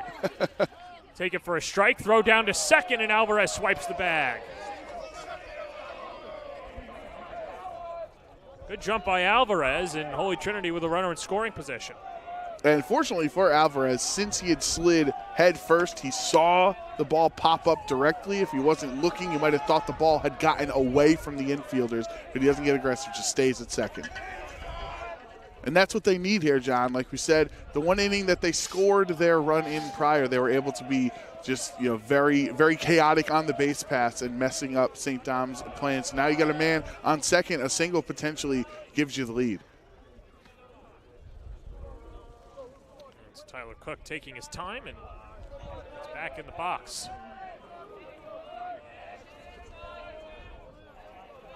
Alvarez, good lead off of second. Lang checks on him. Now comes home with it. Fastball outside. I do agree with you, John, on your prior point, though, that St. Dom's has quite the 3-headed monster at the top of their pitching staff this season. Yeah, and it's just going to be a tough out, and if they're all clicking, curveball, foul tip, and Cook stays alive. Lang has these hitters eating out of his hand every pitch. You saw that curve. You saw how ahead of he was. He was expecting the fastball, but that nasty curveball completely took him off his track. Tyler Cook wearing the cape so many times last year as the hero in the New York State championship run, trying to extend that into his senior season. Troy commit, and now Tom Garrett will go out and get on the same page as Lang. Obviously, big pitch upcoming as you have the chance to get the K end this inning and give your team the chance to walk it off in the bottom of the ninth. You don't want a blooper to make its way through the infield here. You want to know that this is your best pitch that you're going to throw to Holy Trinity, one of Holy Trinity's best players. Look at the RBI single against Jason DeCaro.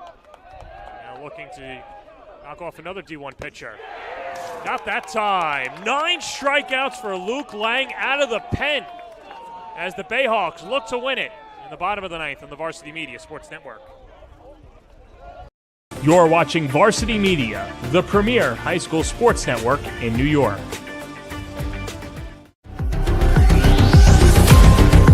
Inside the 10 to the end zone. Oh, he's got a wide open receiver. AJ Duff.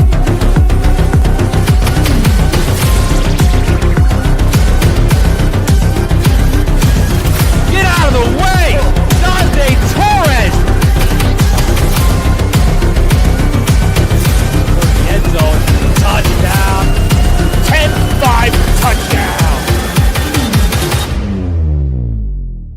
Varsity Media offers live streaming services for any sport. With human beings behind the camera, you can expect the proper coverage angles during each game. We offer customizable options such as live scoreboard, multiple cameras, instant replay, graphics, and even announcers. Find out how you can save $100 off a live stream package with Varsity Media by calling 516-403-2050 or email ben@varsitymedia.net.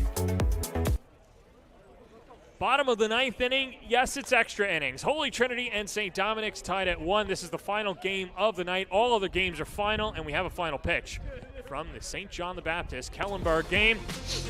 As Kellenberg threatening, St. John the Baptist rears back and fires as the Cougars knock off Kellenberg 3-2 and pick up their first league win of the year. So congratulations to the Cougars in the winners column. St. Dominic's trying to do that as well. And St. Dom's will have a pinch hitter to start off the bottom of the ninth inning as Nick Vitale, the junior, will step up to the plate and bat for Mike Misfoot.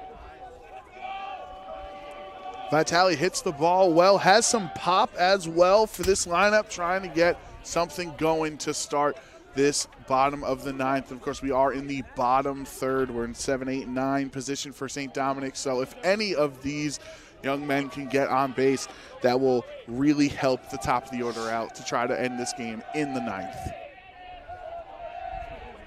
Well, and don't let that bottom third of the order fool you either. Dom Musia with 2 hits, a stolen base, and a walk. He's been great out of the 9-hole. Vitale takes inside. Vitale, a junior, first year on the varsity squad.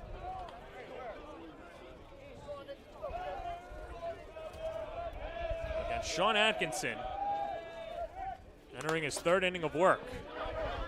Pumped foul off to the right side. Vitale also has speed, so you don't want to get him on first. As we have seen, there's been some funky plays in this game with people going for steals and disrupting the flow. So if he can get on, he can end up at second. Here's the pitch. Curveball chopped on the ground to third, just past the diving Hepner, but foul.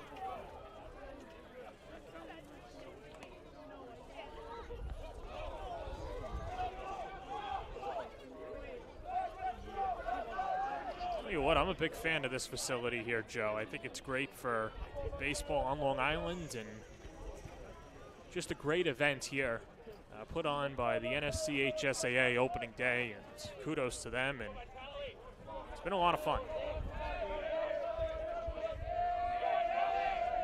Pitch to Vitale, check swing, and fouled off his foot. Yeah, I agree with you, John. The atmosphere here from, we got here earlier on the day, game starting about 4:45 to where we are now. It's really cool having multiple games going on at once, hearing different fans cheer as your game. There's no action there. There's having an RBI double. It's a whole fun atmosphere at the ballpark. Line just foul down the third base line. And it's quality baseball being played on the other fields too. 100%. And some close ball games. The one blowout, of course, and quote-unquote blowout, 7-0 victory for St. Mary's. But St. Anthony's Chaminade decided by a run. Same thing with Kellenberg and SJB. And this one, presumptively, will be a one-run finish as well, as Vitale takes strike 3 on the outer half. Tough moment for Vitale, coming off the bench as the pinch hitter starting on or in the varsity team this year, and that has been a pitch that the umpire has consistently been calling a strike tonight. But when it's your first at bat, it's your first time seeing it at the plate that one's being called.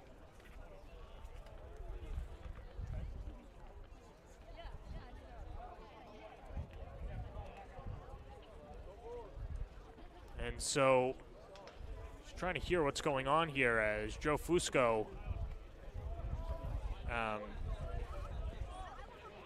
taking Chris Evangelatos out of the batter's box, and looks like he'll go into his bench as well. And another pinch hitter, as it'll be Dan Noble, the senior.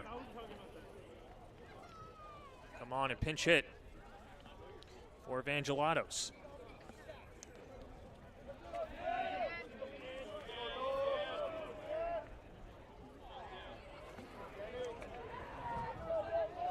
Second year on the varsity squad, and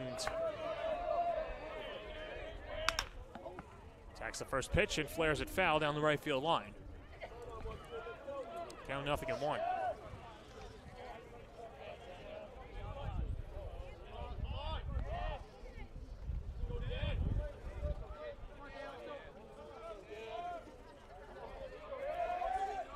Sean Atkinson hasn't had the velocity of Luke Lang on the other side, but he's been efficient, and he's been dotting his pitches, and he's done a great job out of the pen. Yeah, that's what you got to do. It's not how fast the ball is coming out of your hand. It's you getting out and keeping your team in this game, and that's what Atkinson has been able to do. Had to deal with some hiccups from the batters and some stuff on the base paths, but to not let that get to your head and not let more runs score than what was necessary is what has kept Holy Trinity in this game and brought us into extra innings here in the 9th. Time called at the plate.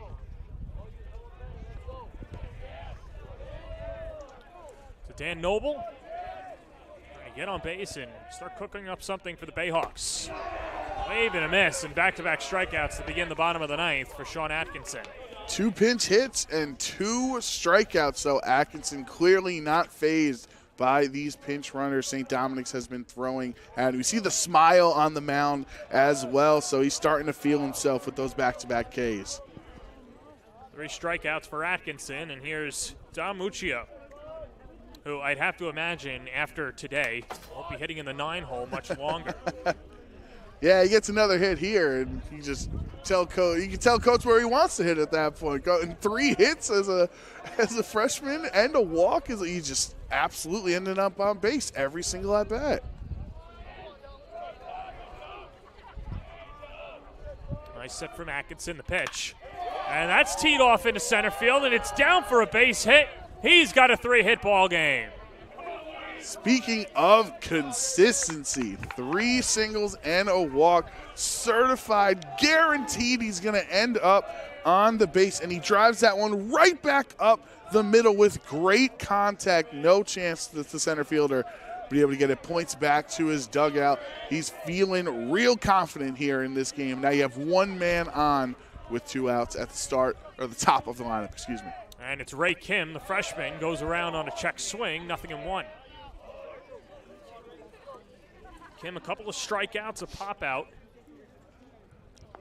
in his last at bat on the bunt attempt. Kim wants to join in on the freshman fun. Well, he's going to be a lot of fun to watch. Throw over to first.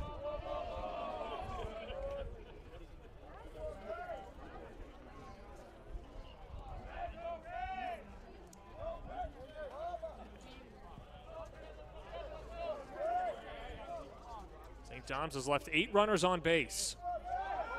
Runner goes. The pitch, swing and a miss. Throw down to second. Not in time. Second stolen base of the evening for Musia. And so the Bayhawks with a runner in scoring position and 2 outs. The kid can hit and the kid can run. That changes the dynamic of the at-bat here for Atkinson and how you pitch to Kim. Here's before, a single doesn't end it. But now with that speed that Musio has, you got to be careful because a single could be the end of the game. Atkinson comes home with it. Wave and a miss. He struck him out. We go to the 10th inning. Sean Atkinson, bending but does not break. 1-1 here on the Varsity Media Sports Network.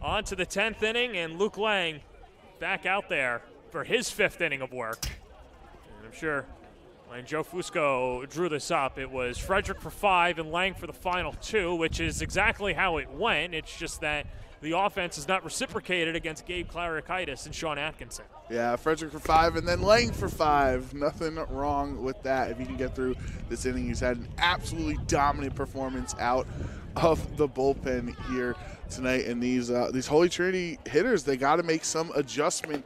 Something about Lang's fastball curveball combination has just been really befuddling to them. Yeah, Lang, the future Iona Gale, pumping in fastball, probably sitting around 85, 86, but has a lot of life on it, some good bite, and throws a good cutting fastball that misses barrels. Yeah, and you know what I'm thinking, John? I think some of these high schools might be on spring break right now, so it's not like they got school in the morning to get to. That's true. And, you know, we were talking to Paul Parcelano and Greg Nicari over at St. Anthony's, and they said that the Friars have 2 weeks off over the next 2 weeks.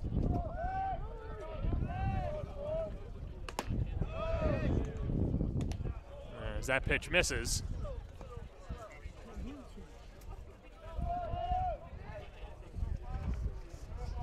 To Ryan Chiz, who is struck out 3 times today, looking to avoid the golden sombrero. Did have that all-important RBI single back in the 5th inning.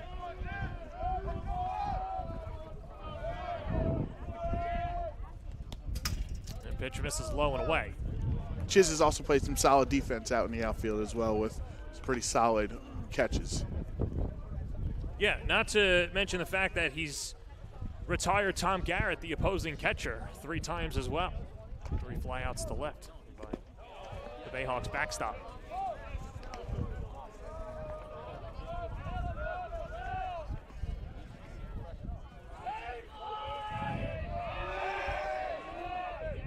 There's a pitch.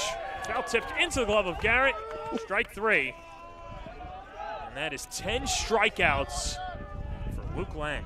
I mean, at this point, what do you do with such dominance on the other end? You sit on the fastball, and he's still pumping it out fast enough for the K's. They're in a tough spot in the Holy Trinity offense where even if you know what pitch is coming, it might just be too fast to get you. Here's Andrew Hepner, singled up the middle his last time up. Stole second and then went to third on the errant throw by Garrett, but was stranded there. Pitch misses downstairs.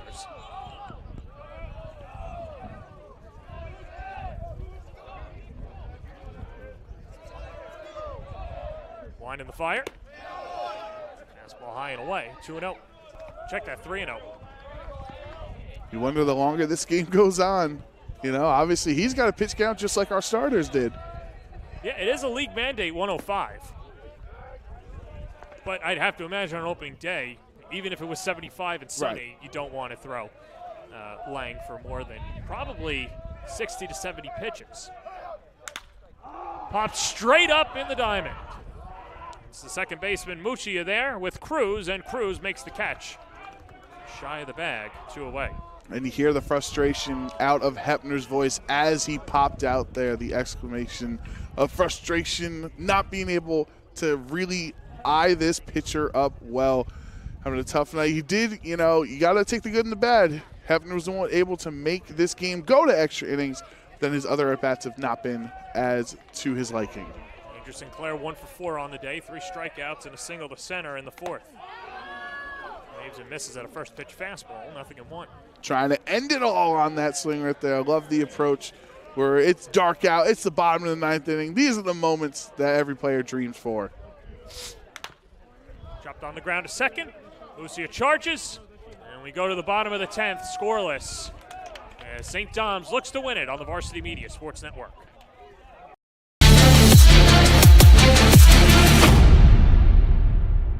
At St. Francis Heart Center, we're not just regional heart experts. We share our greater success with the world. We don't just pioneer technology. We do it more than anywhere on Greater Long Island. And we don't just win awards. We deliver greater outcomes for people like you. As New York's only specialty designated cardiac center, we're not satisfied with just being good. This is Long Island. This is St. Francis Heart Center. And greater lives here. When it comes to advertising, are you hitting the right audience? Why waste your time with television or a free print publication that's given out at a local deli? Varsity Media has your back. With a following of over 50,000 and a local demographic ranging between the ages of 18 and 54 years old, it's time to get that return on investment. Plus, here's the best part. Your ad lives forever on our YouTube page. And with a large on-demand audience, it's a grand slam to advertise with Varsity Media. Bottom of the 10th inning, 2-3-4 due up in the St. Dominic Bayhawk lineup as the Bayhawks look to walk it off on opening day. This is the final game of opening day. Of course, the NSCHSAA starting the first of what could be many opening days here at Center Moriches Sports Complex. 7 teams in action, joined by Lehigh. Now this is the final game of the day. Jordan Yanoa leads it off against Sean Atkinson and takes high for ball 1. Yanoa really clamoring for a base hit here with 2 strikeouts and 2 flyouts on the day. Would love to start this inning off well. Count 2-0. To Yanoa, who is 0 for 4 on the day, a couple of strikeouts and 2 flyouts, 1 to center and 1 to left. Pitch from Atkinson. 3 straight out of the zone. Matt Cruz, the Rutgers commit, on deck, followed by the future Johnny, Victor Frederick. Pitch. Right down Broadway for a strike, 3-1.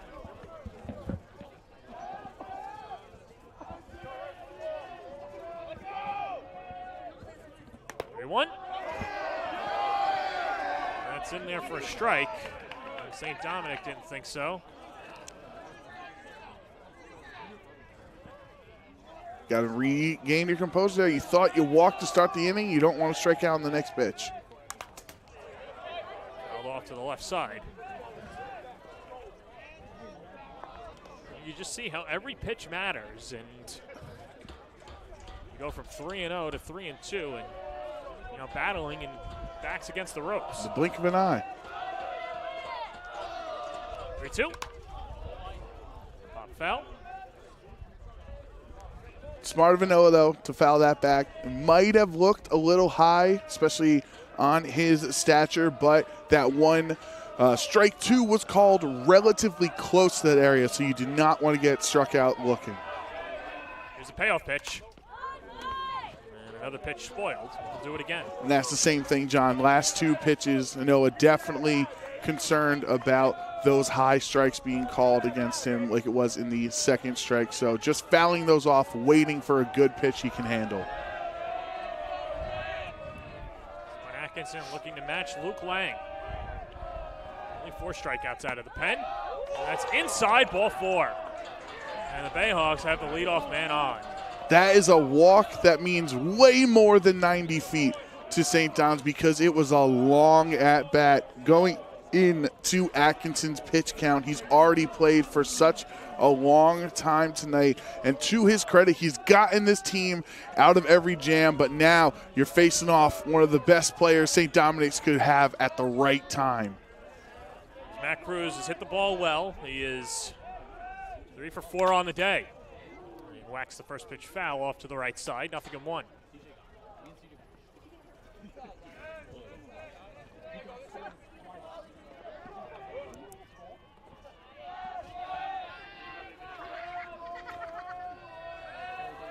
Cruz, the future Scarlet Knight. Kickoff throw over to first, and you know it slides back safely.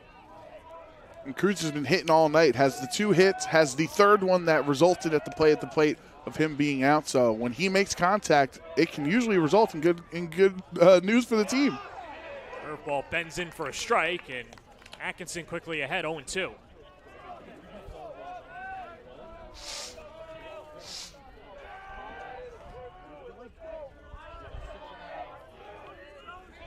In the high set. Here's the 0-2. This is lined into the gap in right center field. It's down for an extra base hit. Rounding second and heading to third is Yanoa. And they're going to hold him there as the throw comes in. It's cut off by Anello. And St. Dom's has runners on the corners with nobody out for Victor Frederick. Matt Cruz with his another hit this game, setting his team up for success. That's on the inside half of the plate, and he drives it opposite field to get the runner over to third base. An excellent at-bat, an excellent swing, just getting contact on the ball from Matt Cruz.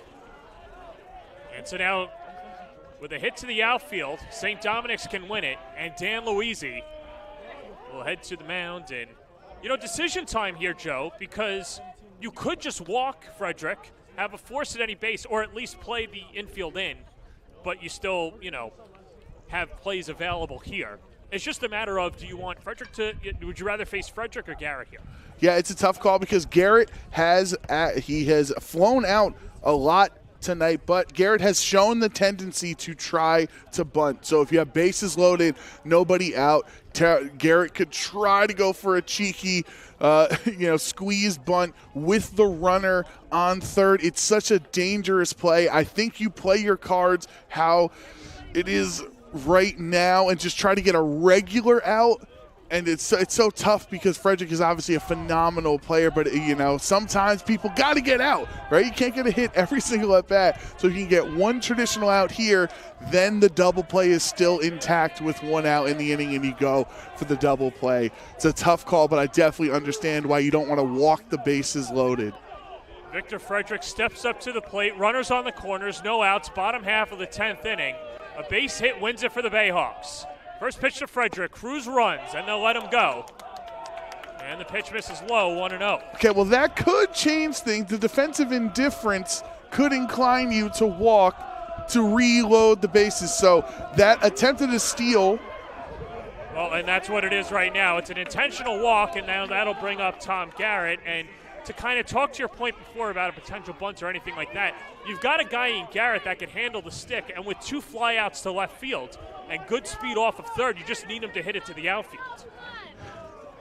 Yeah, on St. Dominic's end, that forcing the defensive indifference, I should say, could be a detriment to them if Tom Garrett does not get contact on the ball. If it's a strikeout in this at-bat, then you'd still have a double play intact at all of the bases in the following at-bat. So, risky call, but it's about time for that in the bottom of the 10th inning, John. And here's the first pitch to Garrett. Lined into left field. It's down for a base hit, and the Bayhawks win it. Tom Garrett, the game-winning RBI single as he's mobbed at first base, and the Bayhawks win it 2-1 in extras on opening day. Where Tom Garrett has lived at the plate all night is hitting the ball to left field, opposite field contact for the catcher. He's celebrating as the ball's in the air, already knows he's sending his team home with a victory here tonight. You got to love the celebration, the smiles. I'm sure there's jubilation, there's relief. St. Dominic's 1-0 in league play.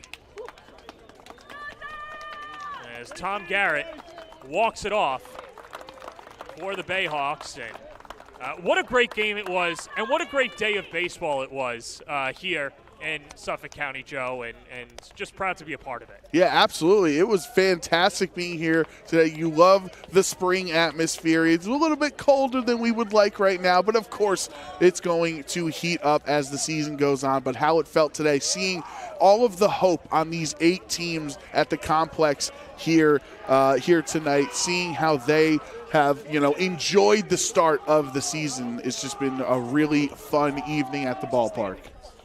Yeah, no, it's been a lot of fun to say the least. It's a walk-off winner as well.